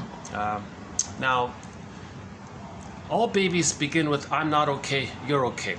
Remember the baby thought it's his job to save the mother? He tried, he couldn't do it. He thinks, "Oh my God, am I defective? Am I flawed? Is there something wrong with me? I'm a little god and I couldn't save the mother? I guess I'm flawed." So they think they're defective. That's their identity. That's unconscious shame. Insult to injury. They got to make it up that the mother's good. So to account for that, because they're flawed, did they do something wrong as well? Unconscious guilt. So they end up with, "I'm not okay, you're okay." So between birth and 18 months, if it's so painful and they can't hold on to the original "I'm not okay, you're okay," if they can't do that anymore, it's too painful, they give it up. Their wounded soul, they see onto others, and they say others are not okay. They're talking about their own soul, seen onto others, and say others are not okay, because they have identified with the aggressor, and they're going to replay what the mother did to them. They identify with the mother, shame others to say that the mother shamed them. Okay? So their mindset becomes, "I'm okay, you're not okay." Now, this is confusing for people, because when they say, "I'm okay," they're talking about the grandiosity that's still it, that they're a little god. The mother was seen as a bigger god. Right? So they're really inflated that way. They're very special, they think, right? Now, their wounded soul, not okay. They can't accept it. They see it onto others and say others are not okay. So when people have the mindset of "I'm okay, you're not okay," again, they're meaning themselves seen onto others, because they've identified with the aggressor, and the mother is them now, and they're being like the mother, and they're staying loyal to the mother.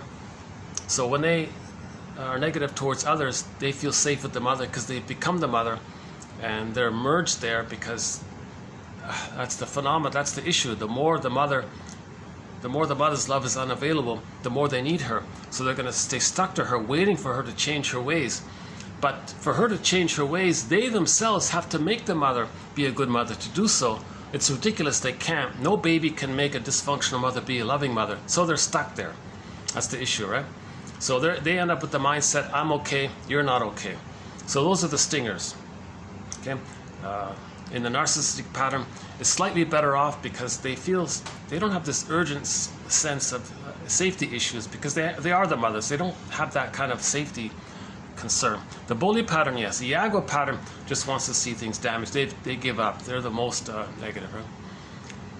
Now, if a person can hold on to "I'm not okay, you're okay" post 18 months, that's a little better off, ironically. Now, people stuck between 18 months and 36 months, the rapprochement phase, they're the clingers, the pleasers, the caretakers, the codependents. Now, they're more still like children. So they're a little more emotional, they're a little more anxious and emotional. But love and gratitude have partially entered the psychological picture, hence the caretaking. And they can make mistakes, but they want to learn and go forward.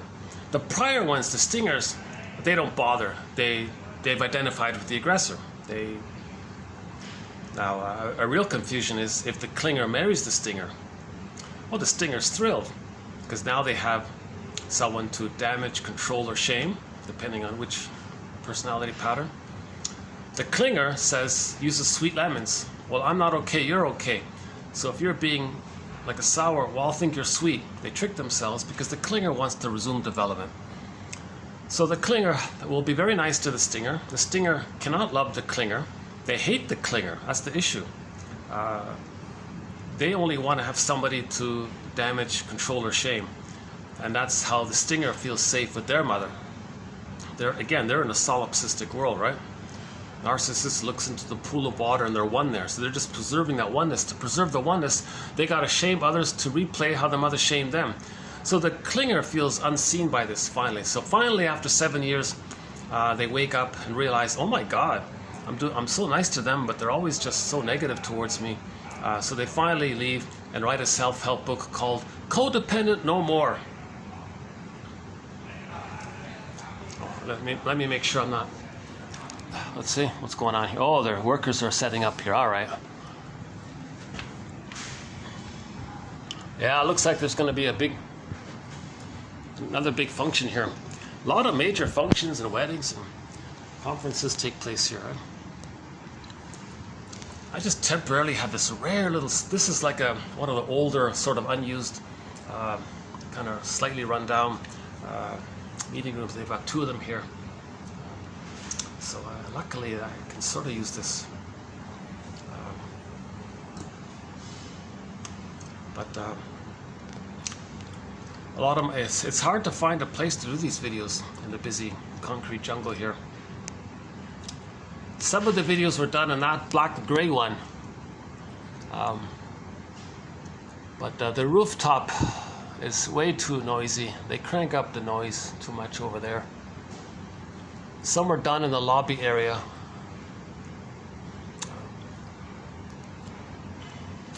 Most were done here.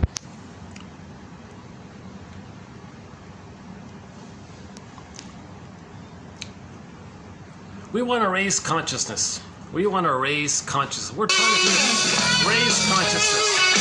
I'm trying to raise consciousness. Raise consciousness. These quotes are helping us to raise consciousness. That's raise awareness, raise consciousness. Self-awareness. We're looking for self-awareness.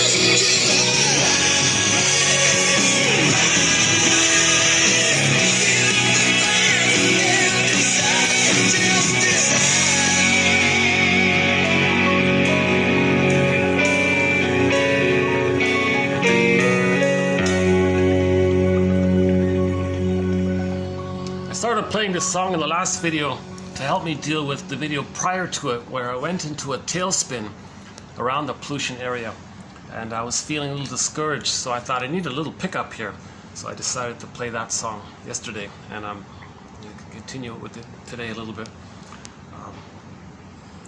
So to raise consciousness, in today's video we'll be doing TQ 2561 from a guy named Gerald Amata. He wrote sort of like a Q&A book about therapy called The Practice of Psychotherapy. So I took out a few of his answers there, and they're not bad. So all of the quotes in today's video will be from this book by Gerald Amata from the 80s, and mostly on defense mechanisms. So in this video we'll be talking about a thing called altruistic surrender, another one called idealization, another one called intellectualization, one on transference, one on rationalization, and one on displacement. So it's important to be aware of these defense mechanisms, because that's how we are keeping ourselves frozen inside. It's how we're keeping ourselves addicted to childhood. Okay? We want to stop being addicted to childhood. We want to resume development. So we're going to experience some withdrawal symptoms a little bit.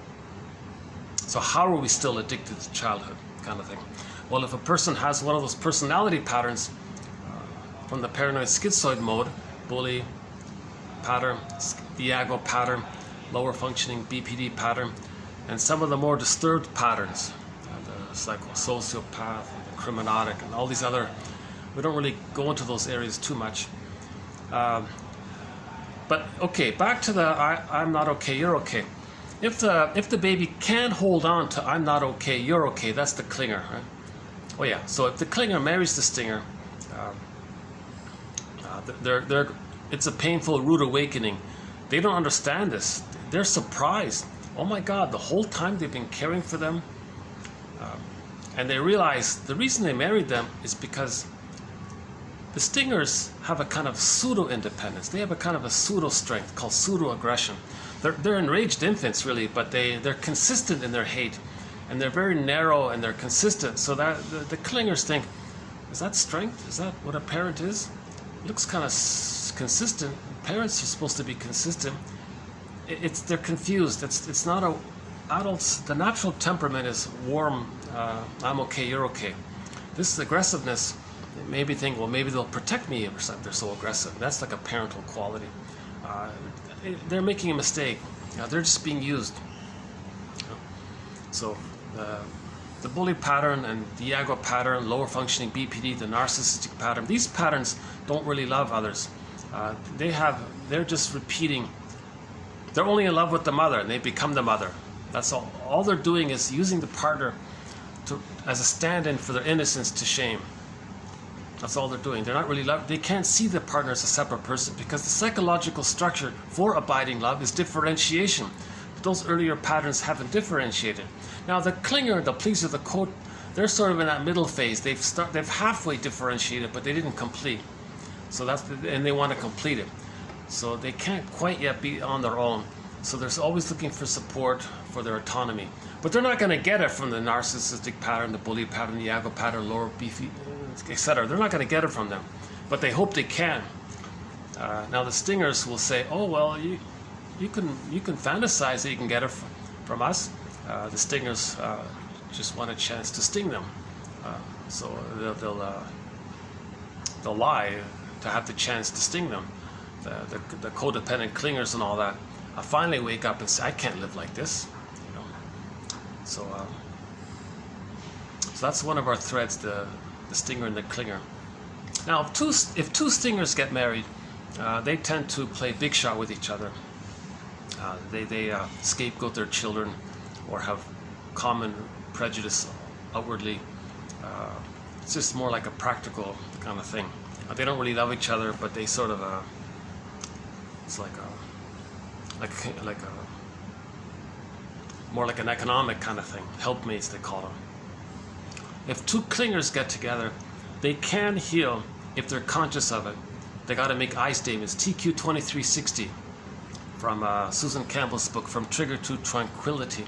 If they're aware that they're arrested development, that they have arrested development, they can support each other to resume development if they're conscious of that. But if they're not conscious of it, those marriages won't work because they're both going to compete with each other to get the other to be the good parent that they needed in the nursery, and the other's doing the same thing. So those marriages also become like sour milk. They rust out. Very dramatic, ups and downs. So this is called transference love, where they transfer the past and the present because they're stuck in the past and they're trying to get a happy past. But the present isn't the nursery. No person in the present can be the needed good breast mother from the past. There are no time machines. It can't be done. Again, the goal is consciousness, mourning, forgiveness. The truth will upset you free. You've got to go in this area. So we want to raise consciousness. Yeah. So maybe I'll start in with these quotes here today.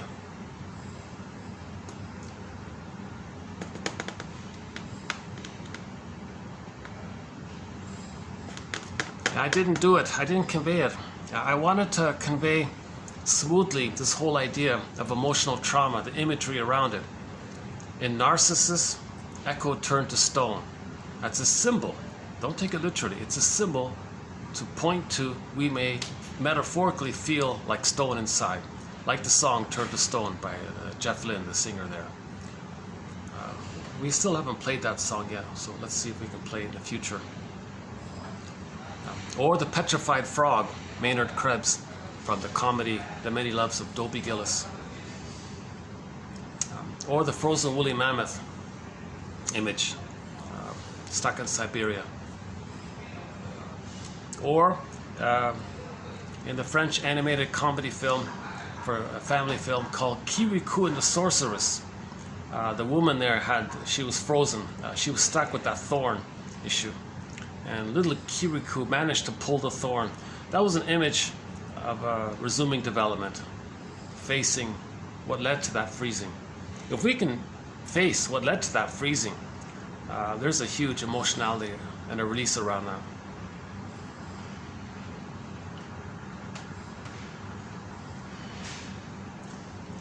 Alan Chinnon's books are helpful in this area. Once Upon a Midlife, In the Ever After, Beyond the Hero, and Beyond the Princess. That fourth one got renamed. It's called Waking the World. These are 50 fairy tales called middle tales.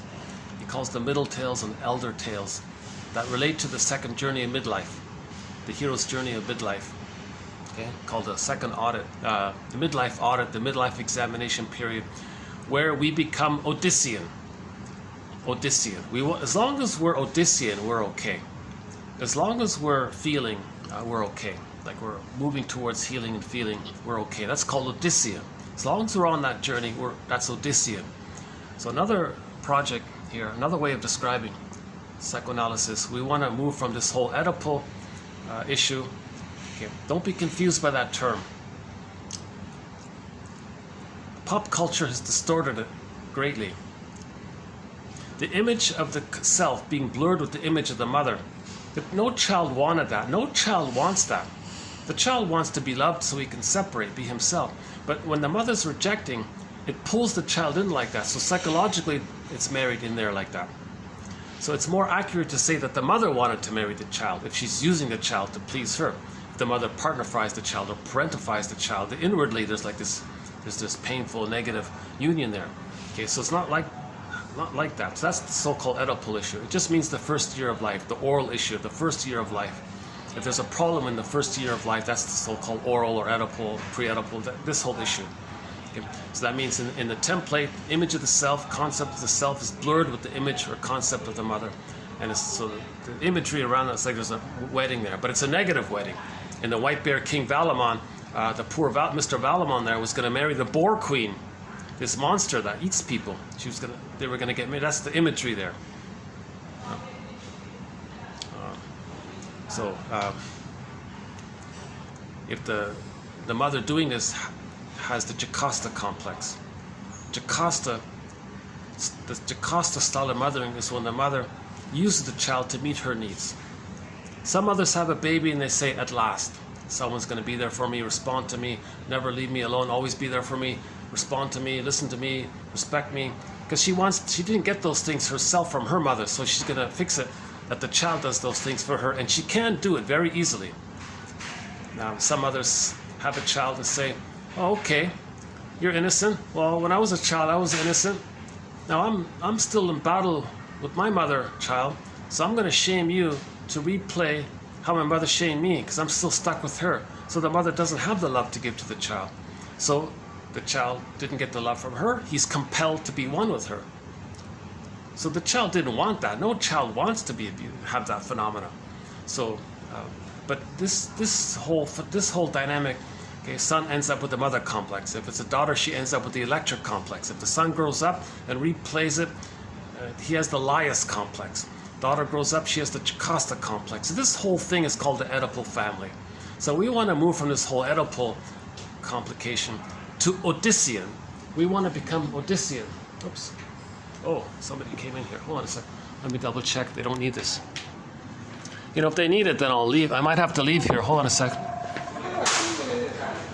Do you guys, is it okay if I stay here for a while? Do you need to use this room here? It's okay? I can stay? Yeah, okay, great, go ahead.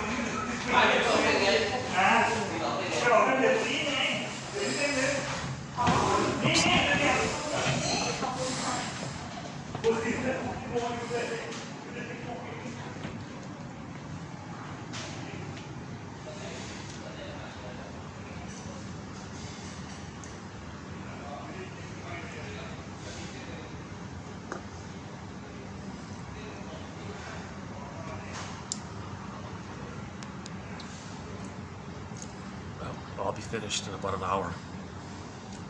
The camera only gives me 3 hours.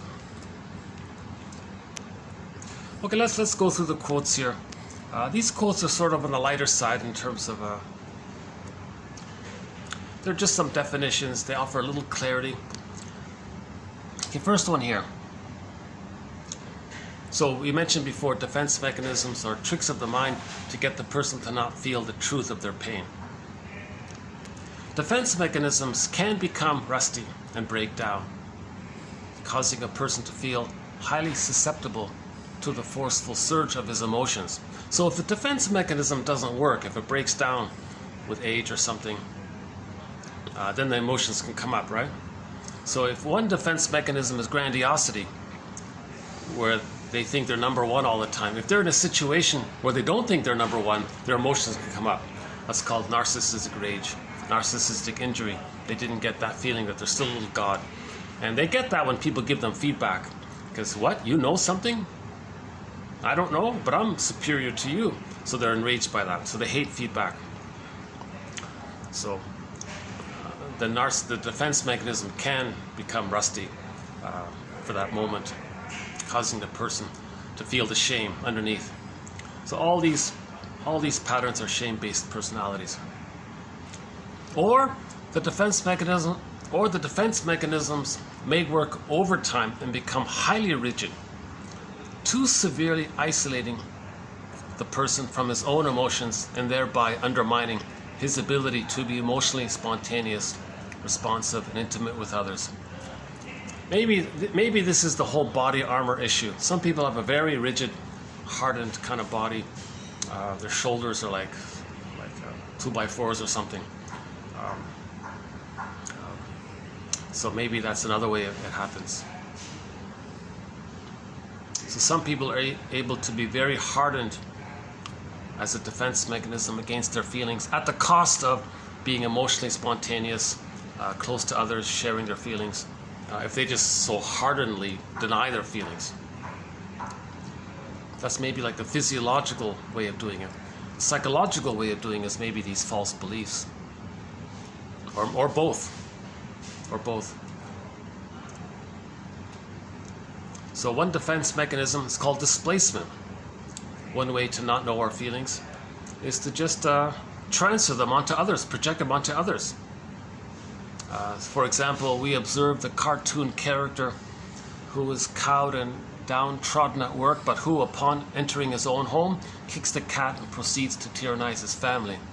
So we all heard this one about the guy was too afraid to express his feelings towards his boss because he needs his job, but he's angry at his boss. He comes home and displaces it onto his wife. The wife displaces it onto the kids, and the kids displace it onto the cat. Zig Ziglar says, why doesn't the father just kick the cat and save the family, spare the family? But here's the added point. That's why I'm including this. Here's an added point, underappreciated. Or the reverse may be true. This bossy guy, let's say at the workplace, who's like a bulldozer and all that, at home, the mother henpecks him. So he's angry at his wife. It's reversed. The wife controls him and treats him like a pincushion here, says, henpecks him and badgers him and nitpicks on him. He's afraid to not have his wife. He's afraid to speak up and lose his wife. He's bottled up with all these feelings. He walks into the office and discharges all of his rage, and his staff become the cat. Right? So this guy is kicking all the employees in the way the first guy was kicking the cat. That's called displacement. Now, if that doesn't work for some reason, if someone says, I don't like this, that his true feelings may come up. So displacement seems to be a defense against anger, right? Towards the true source. Okay, rationalization. Okay, this is fake logic, false logic, pseudo logic. Rationalization is when you want to hide the truth about something. Okay. So a lot of people with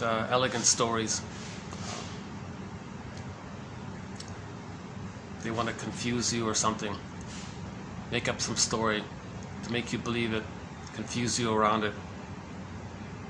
That's a technique to hide something that's really going on for the person underneath, of why they're really doing something, but they don't want you to know it.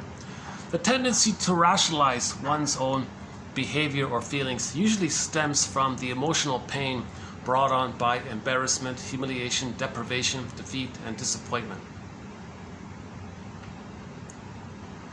So his example was in the sports team, they would blame the referee or something like that. They were embarrassed to lose the game. Well, the referee, he wasn't doing it right. Rationalization.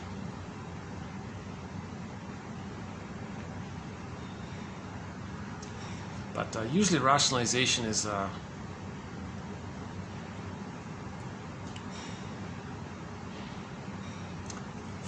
for example, a person with a narcissistic pattern wants to be seen as so important and all that. He'll rationalize it. Well, yeah, I went to a good school. So it makes sense that I would have more knowledge and need to be seen in a respectful light. Doesn't that make sense? Rationalization. No, it doesn't. A person can have 10 PhDs on the wall and still be filled with prejudice and hate. So it doesn't work, right? But the argument about the PhDs is like a tricky rationalization to fool you. It's pseudo logic, a fake logic. No, it's a fallacy. It's a logical fallacy. Okay. There can be a split between emotional development and cognitive development.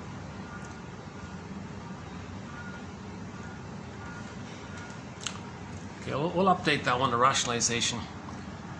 That's a major defense mechanism. So we have a whole thread on rationalization.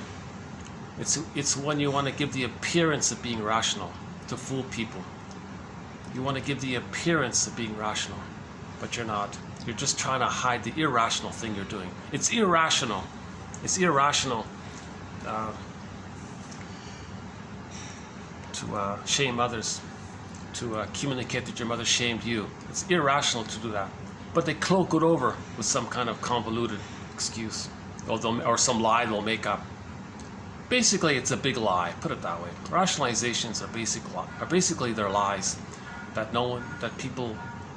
leads people to think that they're being reasonable. The quality of a person's transference reactions to his therapist.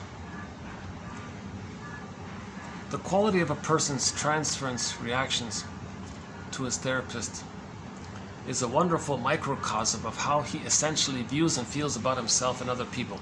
So the transference interaction.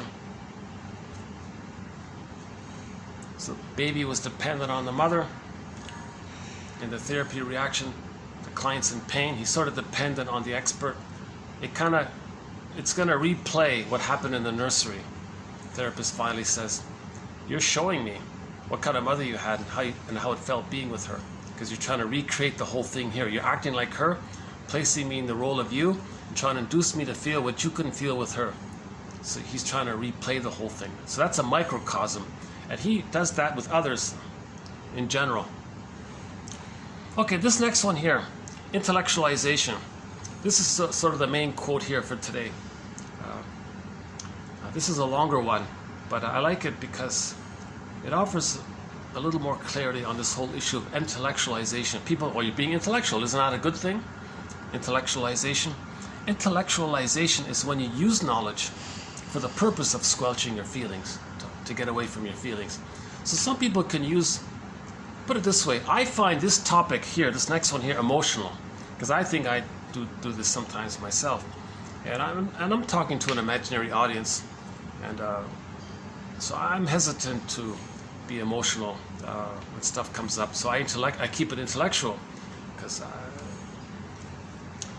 from the little feedback that I've got so far, I don't feel safe enough to kind of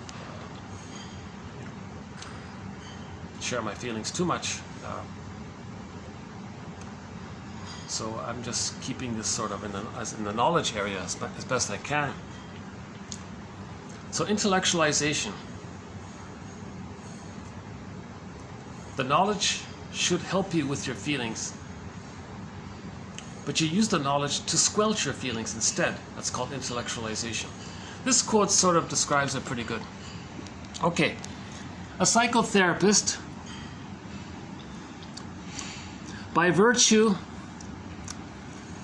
of his professional role as an expert helper, is an authority or parental figure on whom the client emotionally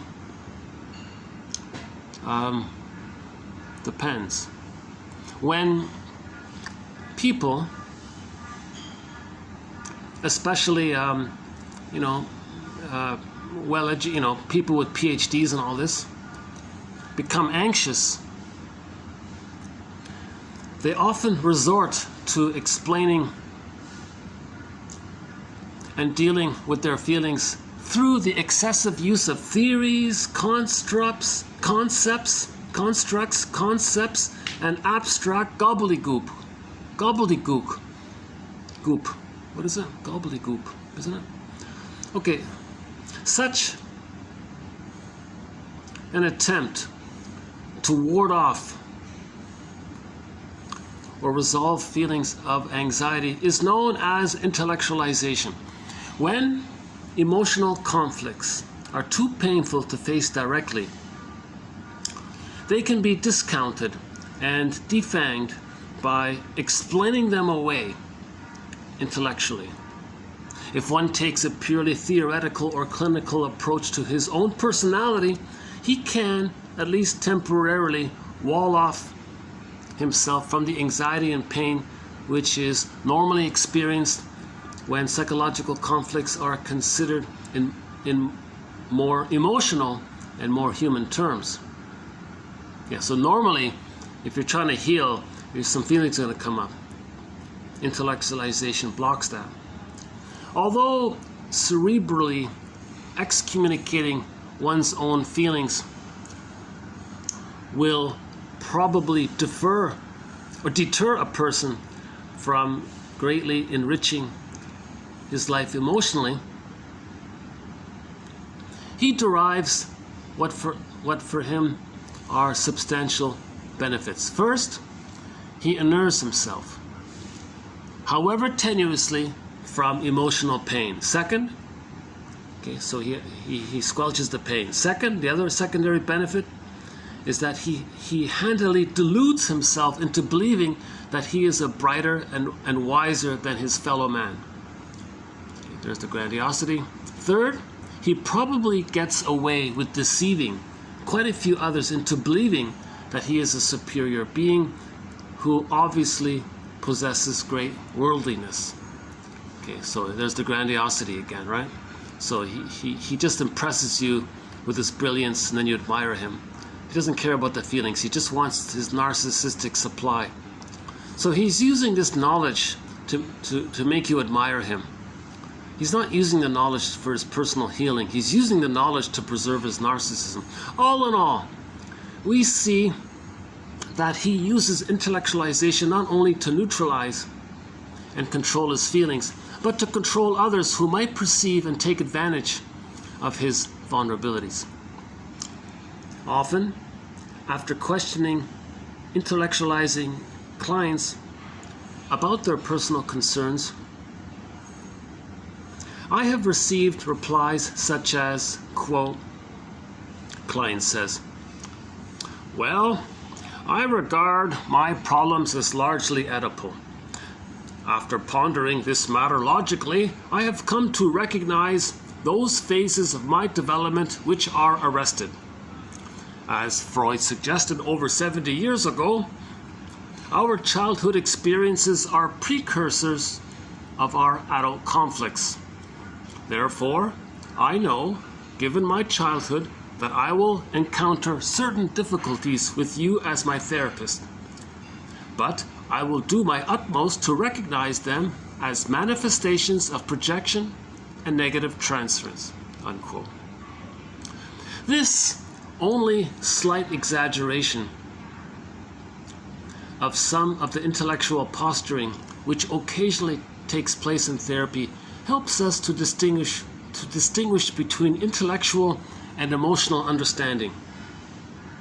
Obviously, if one understands his own conflicts purely from an intellectual standpoint, these conflicts will only be partially understood and therefore will probably exist. So the guy uses psychoanalysis, the knowledge of it, to fool others, to impress others. Look what I know. But he's not using it for his own personal healing. So he gave a good example there. So I thought that was a good one. He's just got to like relax and apply this knowledge for himself. But if he's just so focused on fooling others to fuel his narcissism, that's the confusing thing, because people use intellectualization. They're just using the knowledge to dazzle you. Then you admire them. That's all they want. That's all they're doing it. They're not using the knowledge for healing. They're just using the knowledge to impress you. That's called intellectualization. Therefore, his conflicts still persist. Okay, next one here. This issue about idealization. Remember goddess and demon idealization? A person's proclivity to idealize can often be discerned quite readily. In my first hour with clients, I query them about their parents. Frequently, when I attempt to elicit the client's opinion or assessment of his parents' personal attributes and liabilities, I receive responses such as the following, quote, "My parents? I don't know why you want to know about them. They're fantastic. No problems. My parents have a perfect relationship. As a matter of fact, they haven't had an argument in over 17 years." Unquote. I will usually tease my idolatrous clients by commenting that his parents must be 2 in a billion, and with an obviously feigned amazement will add that I had never met such perfect individuals in all my years of being a therapist. I might also vocalize my conviction that his parents were unfortunate. Well, your parents are unfortunate,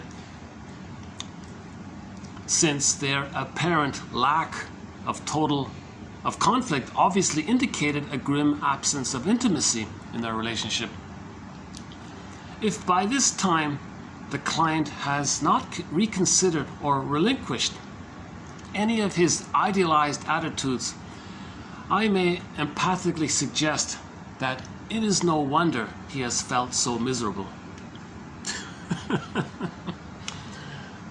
So the guy, "Oh, my mother was perfect.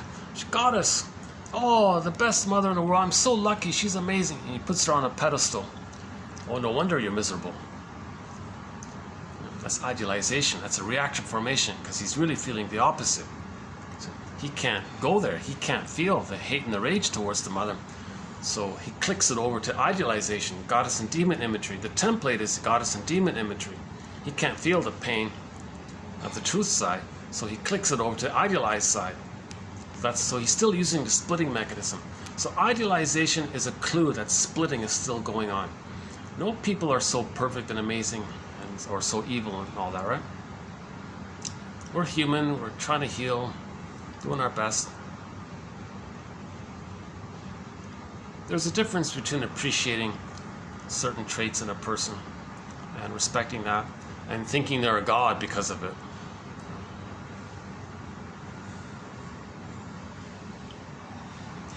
Okay, one more here. Boy, I'm really having an off day today. I've made a lot of speaking mistakes today. The transcript in today's video is going to look really bad. Really bad. You're going to see my mistakes compounded.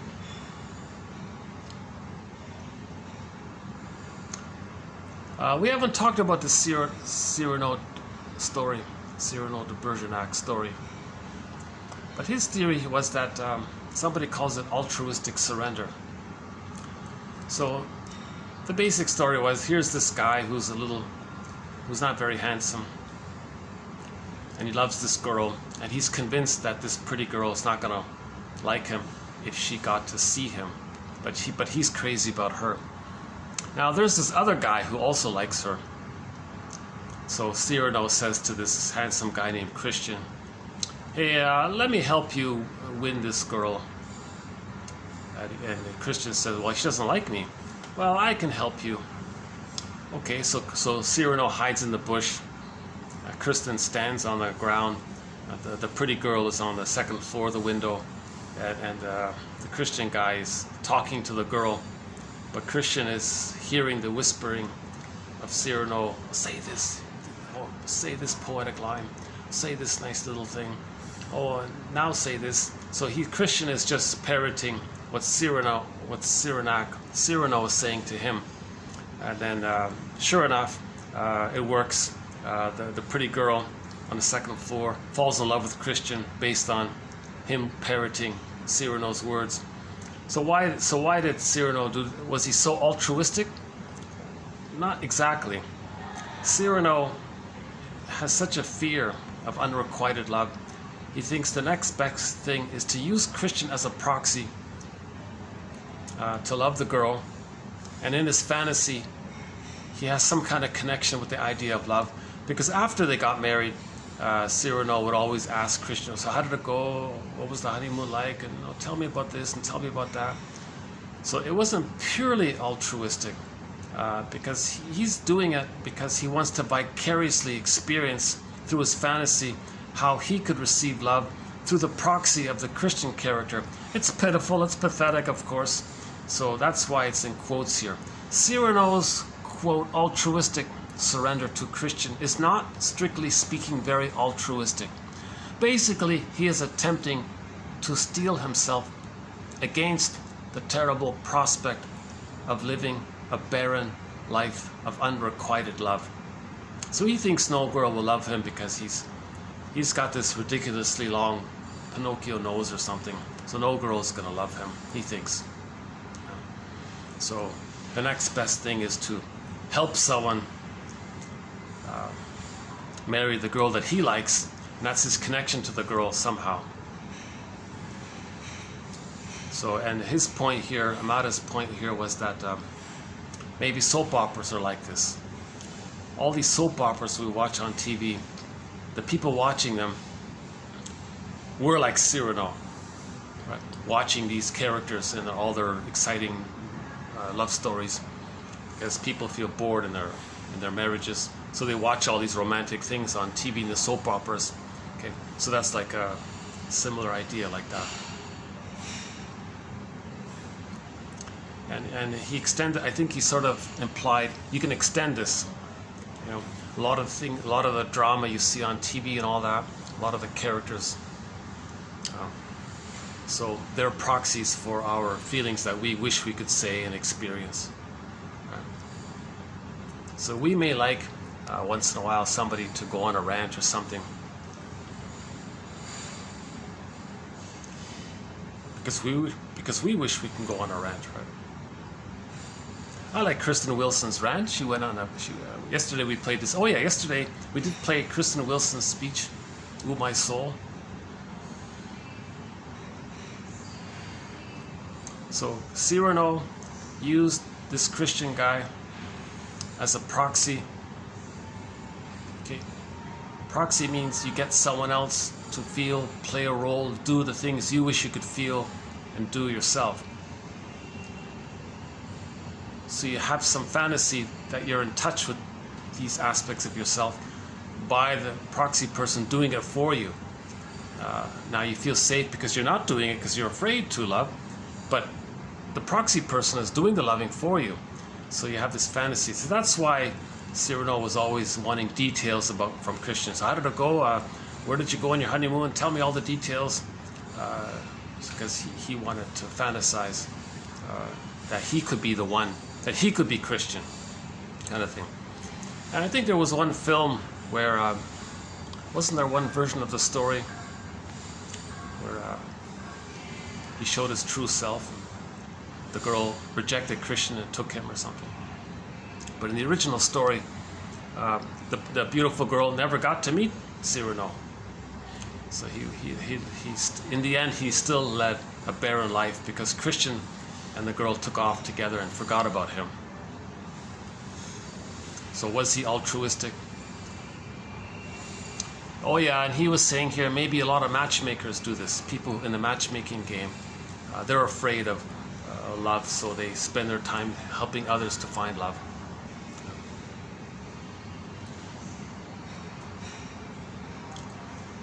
Okay, this next quote here, I didn't do the space limitations. This will be in the next video, but I want to do a preview of it here. Recently, we only had one video about this whole from the Morrises. Look up the Morrises. In a recent video, maybe 3 or 4 videos ago, we did a video about the work of the Morrises. They talked a lot about positive injunctions, saying things that are encouraging, kind of slipping it past their ego, saying things in a way to bypass their inner critic, to get them to have some kind of positive ideas about themselves. So here's a follow-up to it. I'm not interested in this kind of positive suggestions and all that, but let's be aware of it because it's being used on people in the PR and the propaganda and the advertising slogans. We're bombarded with it, and you got to be aware of it, right? Okay, here it is here. So consider this. You want to give people permission to do something and permission not to have to do something. For example, quote, "It's okay to relax and you don't have to relax. It's okay to listen to what I'm saying and you don't have to listen to what I'm saying." Okay, so again, the unconscious doesn't understand the negative. So, therapist says, it's okay to relax. Okay, that's the conscious. Okay, it's okay to relax. Next part. You don't have to relax. Oh. So you're going to reject the don't have to, and you're going to hear the relax. So the conscious part was, it's okay to relax. Yeah, fine. But then the guy says, you don't have to relax. Oh, then he relaxes. Because your resistance, because you acknowledge the resistance. And the unconscious doesn't want to be told what to do. So you appeal to the unconscious and you gave the positive suggestion to the person to relax. Okay, likewise, it's okay to listen to what I'm saying. Yeah, okay, fine. Okay, but there's more power in the unconscious. And you don't have to listen to what I'm saying. Oh, the unconscious hears, listen to what I'm saying. So you disarm the conscious kind of thing. Right? You acknowledge the conscious and then you slipped around it.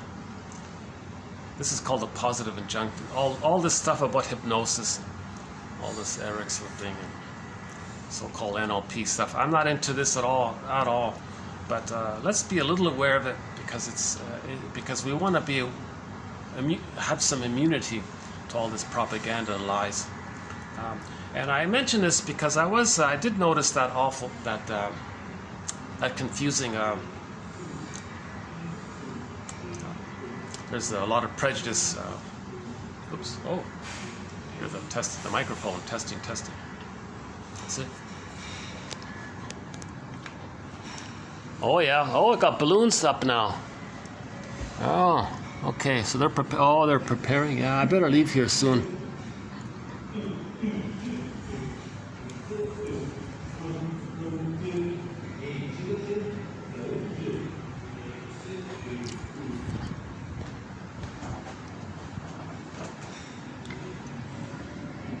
Okay, the guests haven't arrived yet, but I think my timing is pretty good. I'll leave in a few minutes here. All right. I don't want to freak out the guests or whatever function this is. Oh, so this is an afternoon thing, is it? Oh, no, it's a night. Oh, it must be a night. Oh, I'm pretty sure it's a night. It's going to be a night thing. It's 2 o'clock here, so we're okay. Yeah, so if a lot of people have prejudice, and the people and the victims are saying stop it, and they wear a placard that says you know, stop hating, okay, us or whatever. The unconscious will hate us. They don't acknowledge the stop.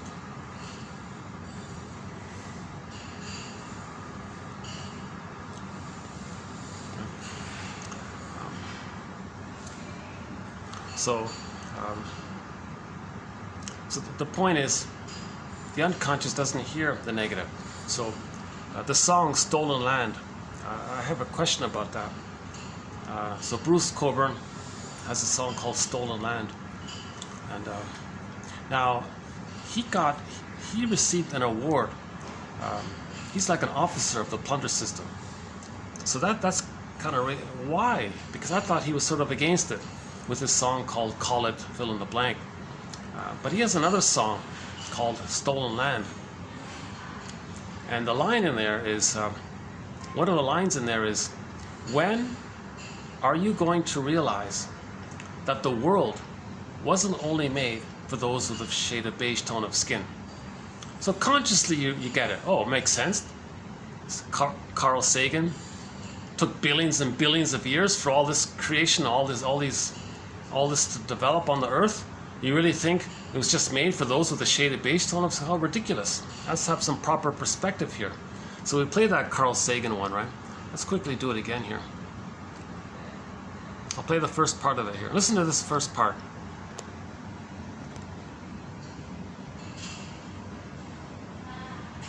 Oh, this thing, I see this. Okay, this thing automatically turns off. Okay, hold on a sec. Okay, let's do this again. Okay, listen to Carl Sagan here for the first minute here. Consider again that pale blue dot we've been talking about. The pale blue dot, the Earth. Imagine that you take a good long look at it. Imagine you're staring at the dot for any length of time. And then try to convince yourself that God created the whole universe for one of the 10 million or so species of life that inhabit that speck of dust.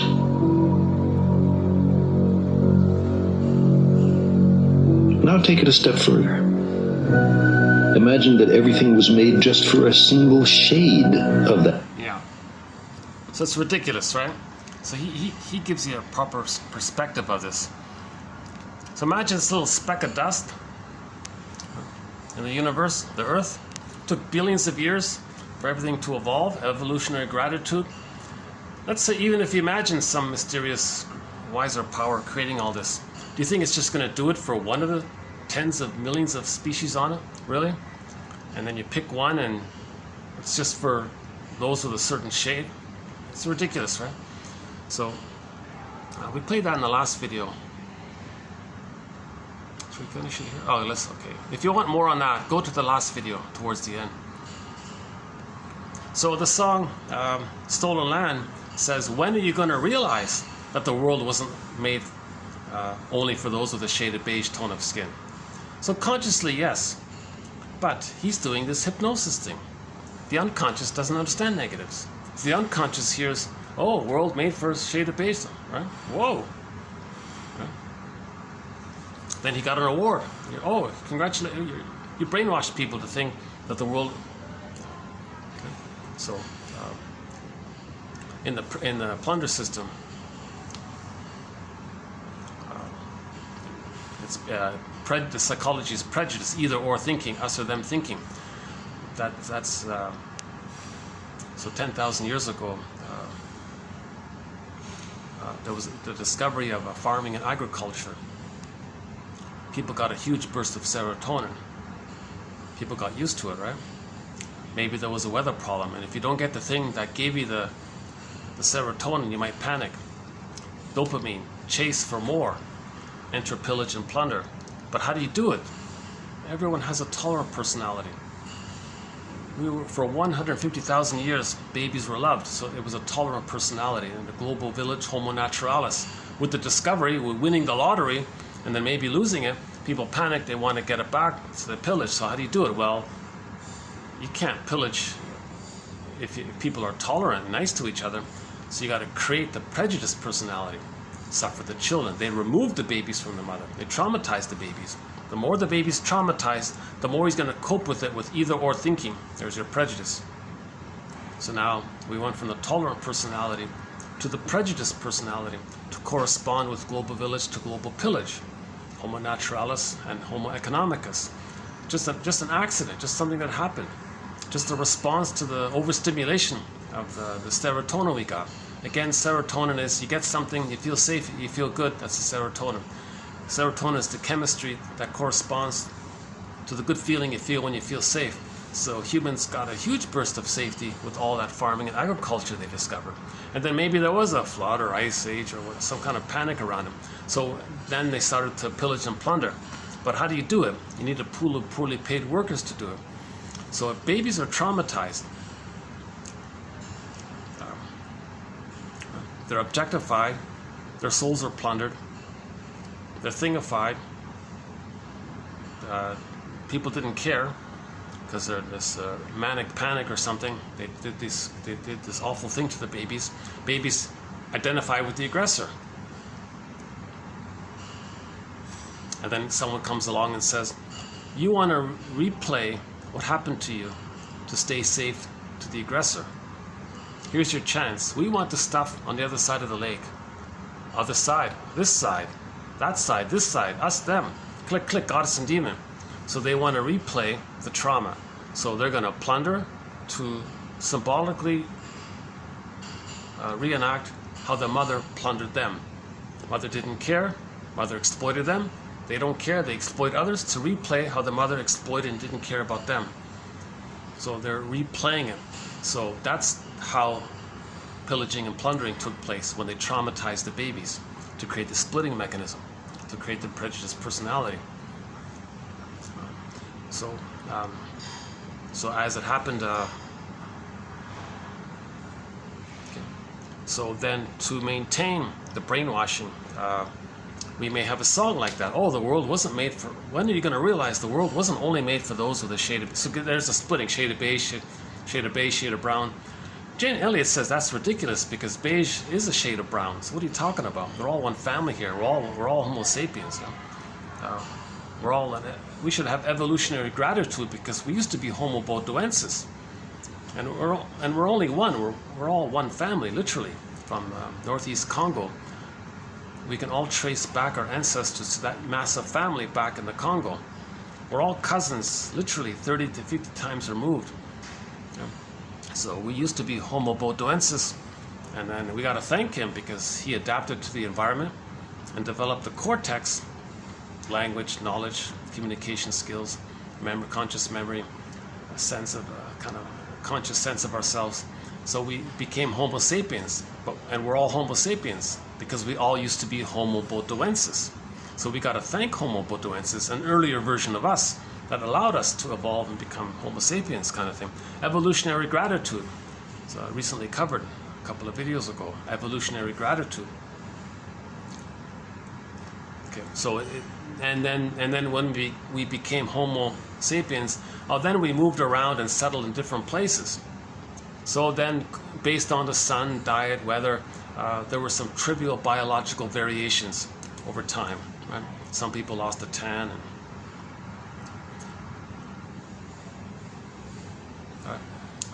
Diet may affect maybe the calcium, the bone, the milk. Some people taller, shorter, temperament, weather. So there were some trivial biological variations, but we're still, that's superficial. That we're all Homo sapiens underneath, and we all came from Homo bodoensis. We're all one species. We're all one. Right? So it's ridiculous to say that the world, it took billions of years to make this world, and it was just made mysteriously just for those with a shade of beige. That's because of the trauma of the pillage phenomena. Yeah, maybe we'll just finish that clip here. Hold on a sec. Let's see.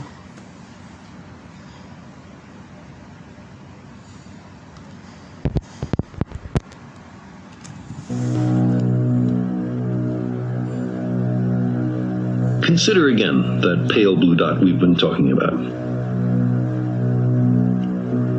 Imagine that you take a good long look at it. Imagine you're staring at the dot for any length of time, and then try to convince yourself that God created the whole universe for one of the 10 million or so species of life. Yeah. So that's worth highlighting. Let's finish this one. Of that species, or gender, or ethnic or religious subdivision. We can recognize here a shortcoming, in some circumstances serious, in our ability to understand the world. Characteristically, we seem compelled to project our own nature onto nature. See, we're projecting our psychology outwardly, right? We're projecting what happened to us. We're going to project this onto the earth. So, we're going to do to the earth what the mother did to us as a staging thing for us to know what our mother did to us. That's the projection thing, right? Man, in his arrogance, thinks himself a great work. Yeah, so there's the narcissism. When there's trauma, infantile megalomania, they think they're little god. There's the arrogance, right? Only with love does the arrogance dissipate naturally. If the baby doesn't get the love, he's going to be stuck with the arrogance. Worthy of the interposition of a deity. Oh, yeah. And then he thinks, oh yeah, well there it is. Baby thinks they're little gods, that they're little deities, right? Darwin wrote telegraphically in his notebook, more humble, and I think truer, to consider him created from animals. That's a good one, right? So Darwin said it's more humble and more truer. It's more truer that we came from the muck, right, from the animals. So the theory about the bush, all these varieties of hominins, and finally it was Homo bodoensis in the end that adapted. That's us, just the one. And we came from that Homo bodoensis. So we came from this whole tree of the monkey area, right? That whole monkey family system, right? And only one made it up to the Homo bodoensis. And we came from Homo bodoensis. But even the monkey one, prior to that, they came from previous states, right? And you trace it all the way back to the mother cell, he said.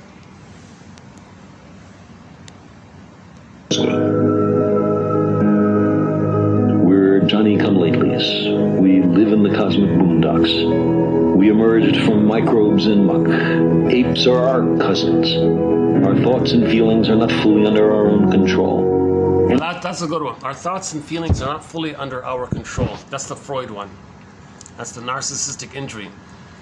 We're doing things, making decisions. Why? Why are people destroying the diversity, the ecology? To reenact, to communicate, to stay loyal to the mother, because the mother did that to them, because the mother destroyed their feeling diversity, their ecology. So we're not conscious of it, but we're, right? That's what he means, right? I think.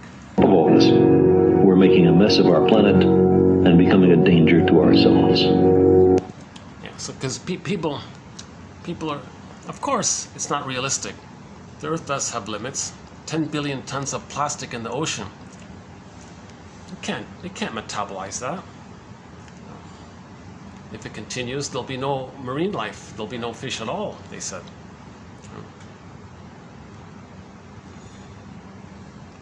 But emotionally, we're not aware of our thoughts and feelings. We don't remember how we felt in the nursery, but that's what's driving us. The trapdoor beneath our feet swings open. We find ourselves in bottomless free fall. And one famous short seller, the lady there, a colleague, the guy who said the plundering the planet is because of envy, his colleague there, a lady, said we can't help ourselves. So there's the trapdoor one he's saying here. If it takes a little myth and ritual to get us through a night that seems endless, who among us cannot sympathize and understand? So let's just, he said that maybe he was trying to get us to have a sense that we're all wounded. Love your wounded neighbor with your wounded heart. We're all kind of wounded, walking wounded kind of thing. It's like compassion for ourselves and others. Recognize the woundedness.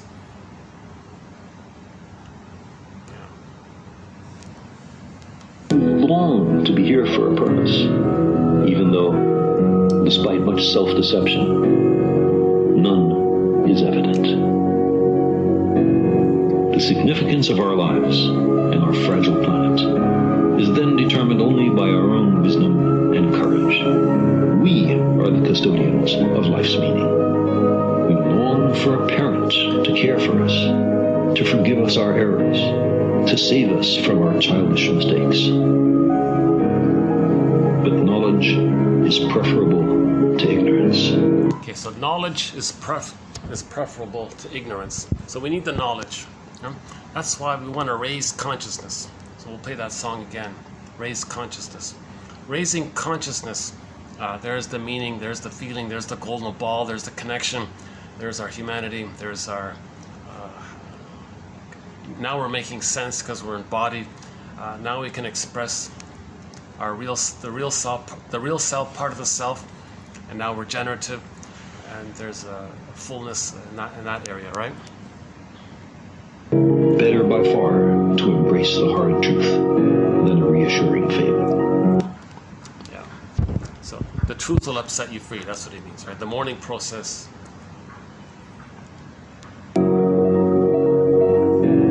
Modern science has been a voyage into the unknown, with a lesson in humility waiting at every stop. Our common sense intuitions can be mistaken. Our preferences don't count.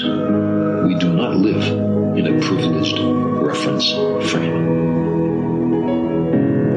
If we crave some cosmic purpose, then let us find ourselves a worthy goal.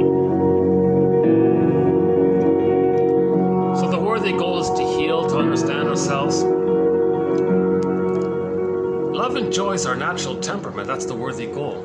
Our natural state is joy and temper. Joy, gratitude, empathy, that's our natural state. We're calm. The tolerant personality is meant to be warm and kind of easygoing and a natural connection to ourselves.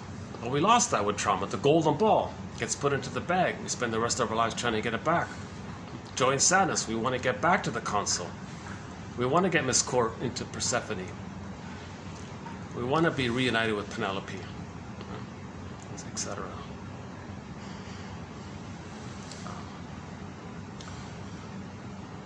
So we want to raise consciousness here.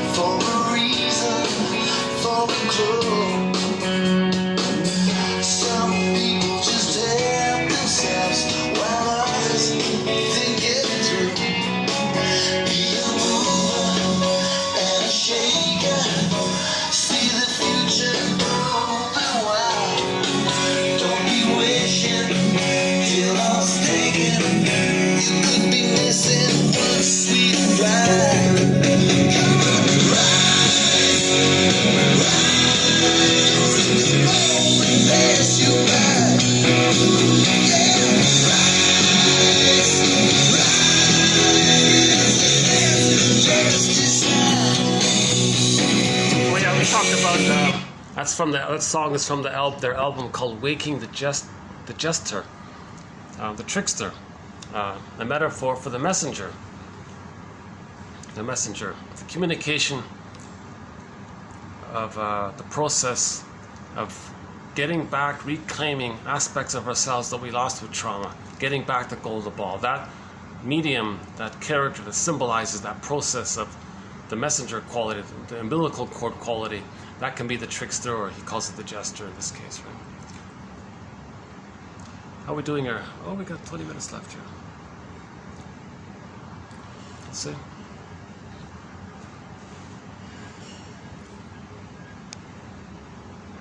Displacement, rationalization, transference, the microcosm. Intellectualization. I feel very emotional about this quote about intellectualization. Because I don't want to intellectualize. I want to feel and agree.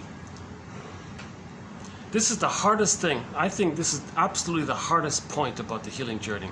To have that caring witness. Grief is healed when it's witnessed by a caring other. In Canada, I don't think it really exists. You mentioned this grief work issue. They flee, they run away. I looked around, and the psychoanalytic perspective is mocked, shamed, ridiculed. Oh, you're blaming the mother. Seriously? You think that's what it's about? Not at all, right? Understanding leads to forgiveness. Forgiving the parents leads to healing. But you're implying they did something wrong. Well, the truth will upset you free. They didn't consciously do something wrong, but they failed to provide a secure attachment style. Okay, we're not saying they're bad. They did something that was hurtful. Why? Let's understand it. Become a psychological detective. Pick up the phone, call your mother and say, can you tell me your favorite joke? What? What are you talking about? Well, you've heard jokes all of your life. You must have told jokes. Do you have a favorite joke? What's your favorite joke? Come on, come on. Get your parents' favorite joke. That's a clue to the theme of their concerns. Next, get from them their first 3 earliest childhood memories. Now you know something about them, right? Which of your parents, which one is the clinger, which one is the stinger? Which one has the more dismissing attachment style? Which has the more preoccupied, anxious one? So the preoccupied, anxious, ambivalent attachment style, they're always trying to please and find love. And the dismissing one says back off, and that kind of thing. So identify that with your parents. Maybe both parents were both dismissive. Find out who's more passive-aggressive, who expresses hostility more covertly. Okay, there's a problem with projective identification. Projective identification. If your parents are engaged in coaxing the other to be a proxy for their feelings, that's projective identification. Okay, again, projective identification. The baby's nursing, baby sends out his distress, mother picks it up, she makes the adjustment, baby is soothed by it. A cycle takes place, he's calmed, the wiring gets laid down. That doesn't take place, there's a trauma. How does he replay it? Well, he feels something. He wanted to get soothed, do a symbolic reenaction. Okay, coax the person in the present to feel what they're feeling with the fantasy that emotionally that they're the mother. And now you hope that the person, now your mother, in your unconscious fantasy, is going to provide the soothing. It can't take place because it's too late for the wiring to get laid down. No person in the present can invent a time machine, take you back to the nursery, provide the soothing, get the wiring laid down, come back into the machine, into the present, morph to their respective roles, and the person has the wiring and says, "Oh, I don't need to goad you to feel what I'm feeling. I can regulate my emotions naturally because I have memories of having been loved." So if somebody in the present is always inducing others, taunting others, trying to push their buttons, goading them, doing little passive-aggressive things to get them to express shame, fear, anger, scared, and then you see the projector doing this is trying to say that when they were in the nursery, the mother didn't soothe them. So find out which of your parents is more of the goader, which one is more kind of playing games more on the other one, right? And who's kind of emotionally reacting and outbursting out of it. That's sort of a clue, because the person who's outbursting, they're the proxy. They're expressing the anger and the fear that the projector can't feel. So find out these kinds of things. And then read our quotes on passive-aggressiveness. So one of our threads, passive-aggressiveness, mainly by Wetzler, the Longs, Joan Latchkar, and a few others. So passive-aggressiveness is often linked with projective identification, also known as evocation of a proxy. So if one parent is never angry, but always manages to get the other parent angry, then that other one is the proxy for the first one. Get your psychobiography of your parents. See them as wounded people. Understand your parents as wounded people. That's honoring them. Barry Grosskopf says that's what honoring truly means. Again, 2 self-help books by Barry Grosskopf. Forgive your parents, heal yourself, and understanding our puzzling emotions hidden in plain sight. So, when we see our parents as people, beyond them being parents, just as people, and they're flawed and wounded, there were some benefits, largely not from an emotional point of view, but partially. Now you got to consider, well, they could have, if they would have, if they could have. Now how do we forgive them? Why didn't they? Maybe they were victims of the plunder system. Maybe they were in the land on the other side of the lake, okay, and the other people want to do a staging thing of what happened to them in the nursery. So on one side of the lake, some people were shamed by their mothers. They find people on the other side of the lake who maybe weren't so shamed by their mothers. So they're safe, they're innocent. The people on the left side of the lake see their innocence onto those on the right side of the lake, okay, and then shame them to reenact how the mother shamed them. So the people on that other side of the lake, the victim side, they were victims of the plunder system. If the mother was traumatized by the plunder system, she's frozen. When a person's frozen in their emotionality, right? Echo turns to stone, petrified frog, frozen woolly mammoth, joy and sadness missing, etc. Then they're going to replay what happened to them. So they can shame their own children to replay how the mother shamed them. But the baby doesn't understand that when they're victims of the plunder system, they just blame it on the mother. They're not going to blame some hedge fund manager in some other place. They're not going to think of it like that. Right?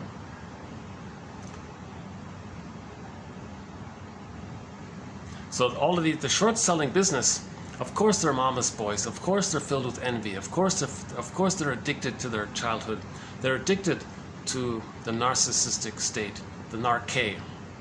Greek word, N-A-R-E, they're addicted. That's why the lady said, we can't help ourselves. We can't help ourselves. It's an addiction. The plunder system, envy is an addiction. Envy is an addiction. Greed is an addiction. Grenvy is an addiction. Okay, that's all linked to the oneness with the mother. So they're addicted to the oneness with the mother. The oneness with the mother is an addictive like quality.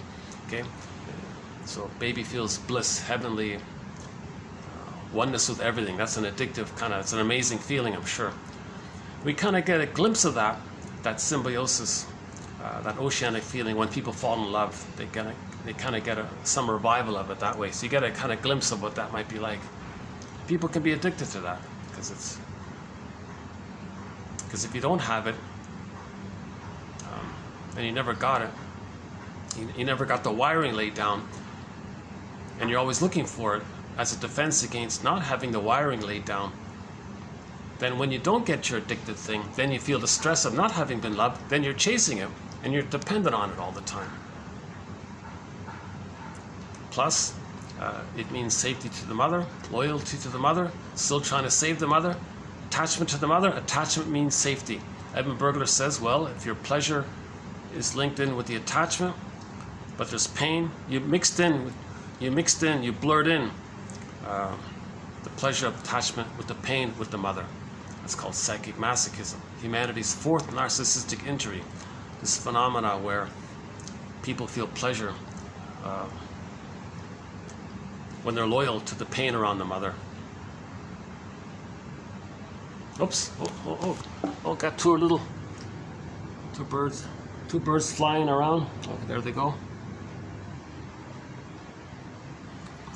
So what I'm trying to do here, even in my off delivery speech here, I'm really having a rough day today. Oh boy. I'm tempted to redo this video. But the quotes are posted below, so I'll just leave it.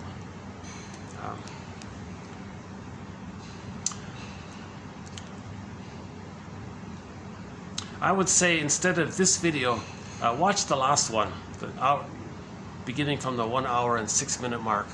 I think I was a little more fluent and coherent. I wasn't making so many mistakes at that point.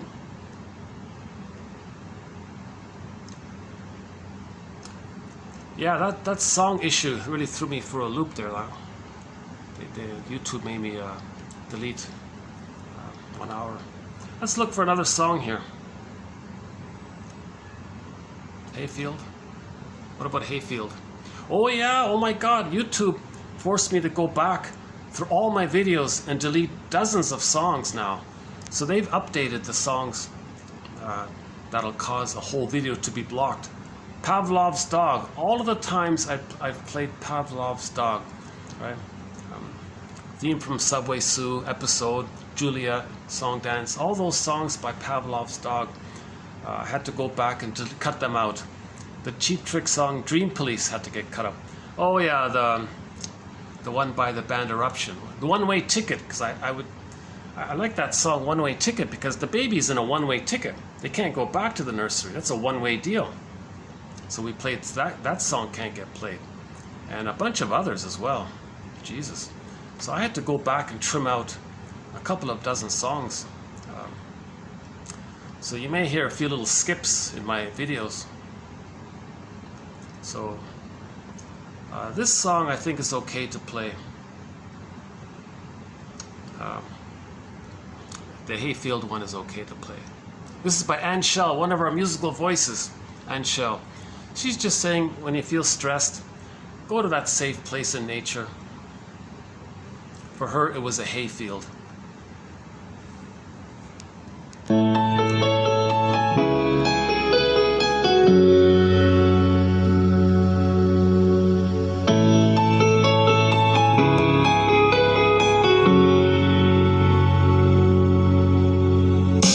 Waves of sorrows are crashing down on me.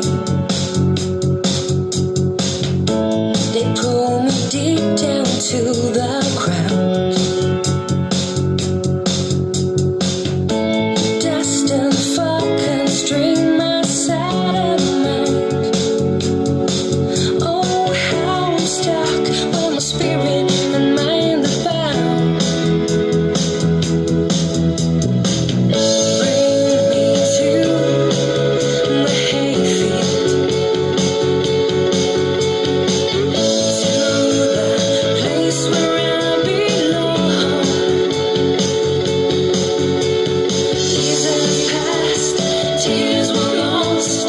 All that's left is eternal trust. Bring me back where I belong.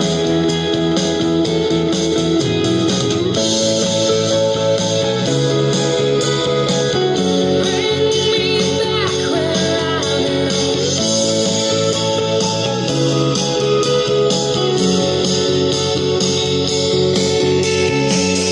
One place on earth relieves my teariness. The home and anchor for my soul. When that and hope are gone entirely,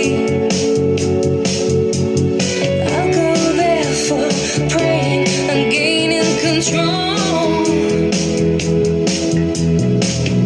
Bring me to the hayfield, to the place where I belong. Years have passed, tears were lost. All that's left is eternal trust.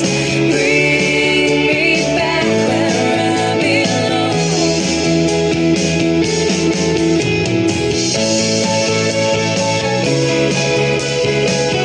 Bring me back where I belong.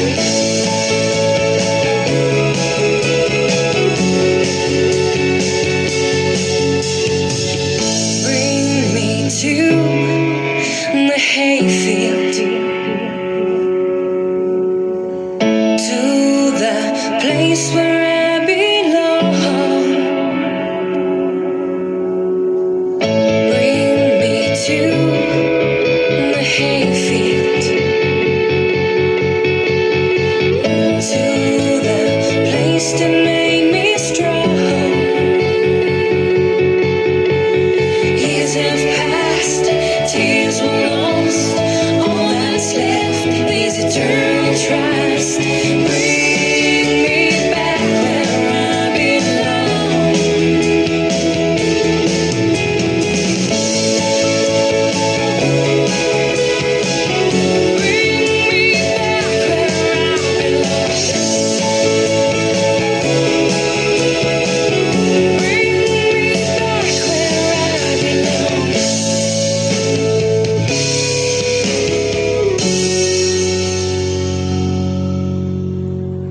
For me personally, it was on the shoreline. I was once on the shoreline last summer. It was a low tide. I walked along the rocky side, no people around. For one time, I did feel that real kind of connection with nature, and I think about it. It provides comfort. For her, it was the hayfield. So everybody needs that moment in nature somewhere. They got to wander off a little bit or something. That's an appreciation of our natural relationship with the earth. And Kristen Wilson pointed out, love your Mother Earth. Whoa, love Mother Earth. The last time I loved Mother, what happened? You want me to love again? Oh, so there's the displacement. The hate towards the mother gets displaced onto the earth. You see? Mother shamed them, they're going to shame the earth. Didn't get metabolized, so they'll pollute the earth with the fantasy they can get the metabolization. They want to be seen as good in the process of doing it. Okay. Again, ecology destroyed, diversity, personal ecology, emotional ecology destroyed, emotional feeling diversity destroyed. They destroyed outwardly as a symbol for what happened in the nursery. Then you say to somebody, oh, love the earth. Oh, it's not going to work. So Kristen Wilson. So in the last video, we played Kristen Wilson's speech called Ooh, My Soul. That's a good one there. Oh, the Dream Police song by the rock band Cheap Trick got deleted. Yeah, when we played that song, it was about the inner critic. So the deep memory of us thinking that we're supposed to save the mother, and then we can be happy. That voice is the inner critic. One version, one theory. So you want to be happy? The inner critic says, did you save the mother? No, guilty. You want to heal? Wait a minute. You first got to save the mother. Did you save the mother? No, you can't heal. So there's a resistance to healing and because of the inner critic called the Dream Police. So we played it for that song. But by the same band, there's a song called Voices. Voices. That's the voices of the inner child. You never knew what you were looking for until you heard the voices of your inner child. That's yourself. And then you have self-reparenting. And now you know what you're looking for. There's your meaning. You're connecting with how you tried to feel. So when you're triggered, that's what you tried to feel as a child. Behind the physiology. We got here 10 minutes, 8 minutes, 10 minutes, something like that. One of our musical voices is Beatrice Deer. Here's a song called Na Lu Li Rama.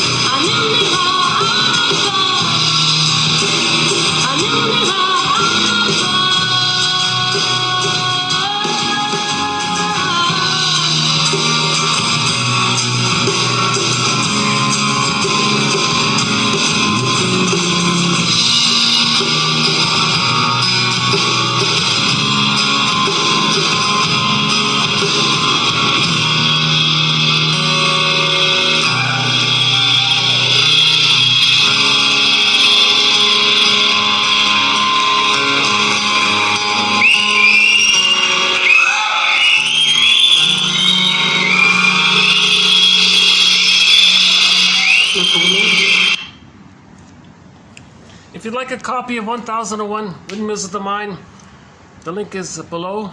The website is www.buymeacoffee.com/psychoanalysis. For the price of a cookie.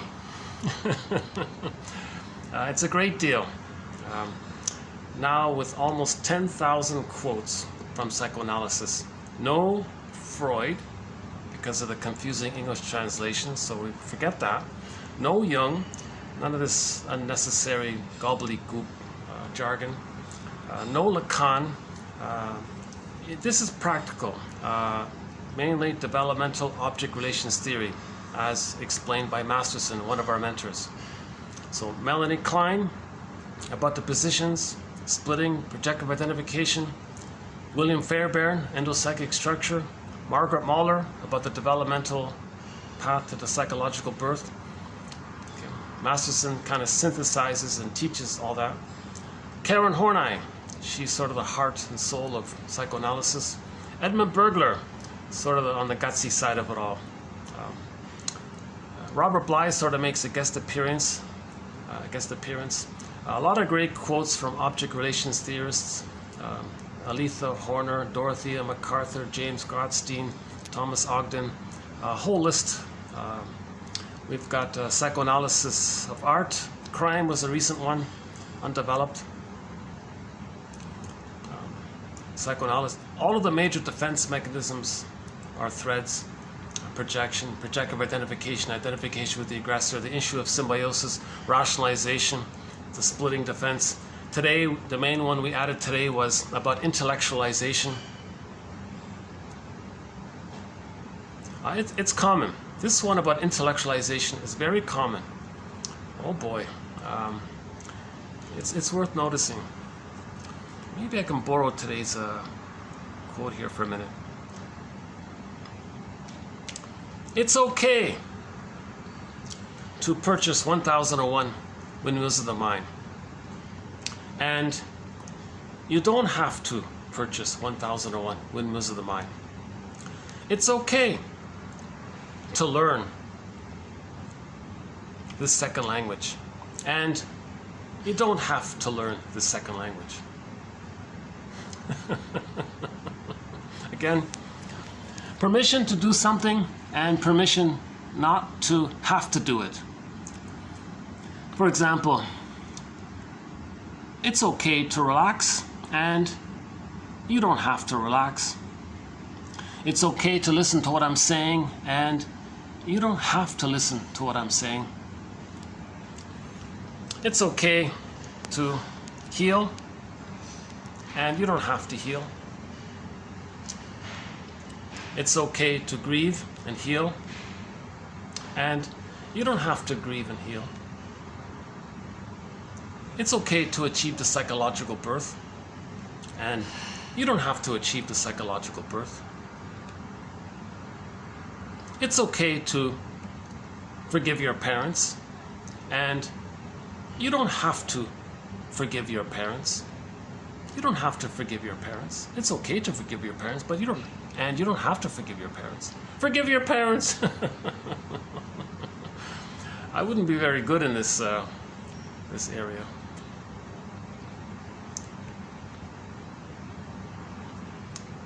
But look up the Morris's one about positive injunctions. Why don't we wrap up with our theme song here? I think I've only got about 5 minutes left here. Our theme song to 1001 Windmills of the Mind is Katja Epstein's German cover rendition of the song Windmills of the Mind. And our collection of quotes is named after this song.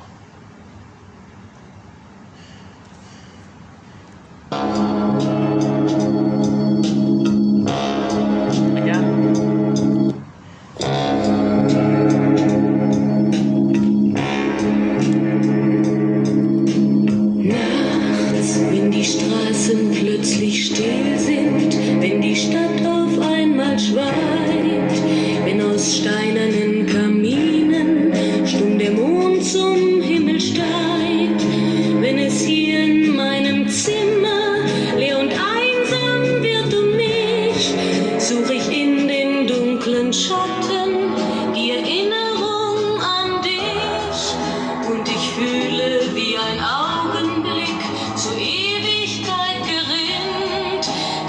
Spinnrad meiner Träume längst zerrissene Fäden spinnt und sich leis zu drehen beginnt, wie sich Mühlen drehen im Wind.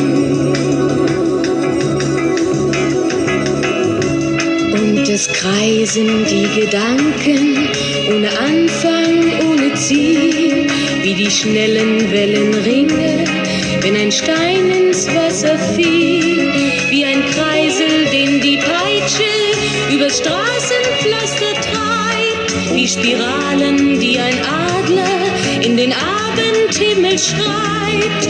Und ich fühle, wie ein Augenblick zur Ewigkeit gerinnt, wenn das Spinnrad meiner Träume längst zerrissene Fäden spinnt und sich leis zu drehen beginnt, wie sich Mühlen drehen im Wind.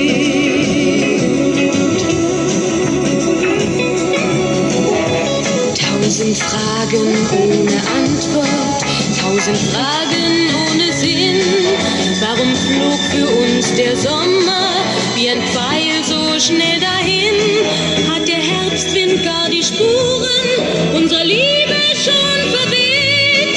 Wenn erst weiße Flocken fallen, ist es dann für uns zu spät.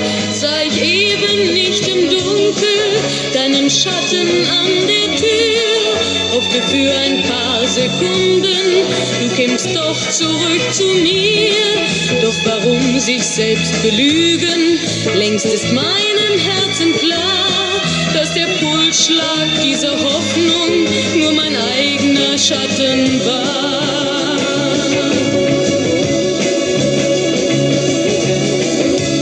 Und ich fühle, wie der Augenblick zur Ewigkeit gerinnt, wenn das Spinnrad meiner Träume längst zerrissene Fäden spinnt und sich leis zu drehen beginnt, sich im Kreis zu drehen beginnt.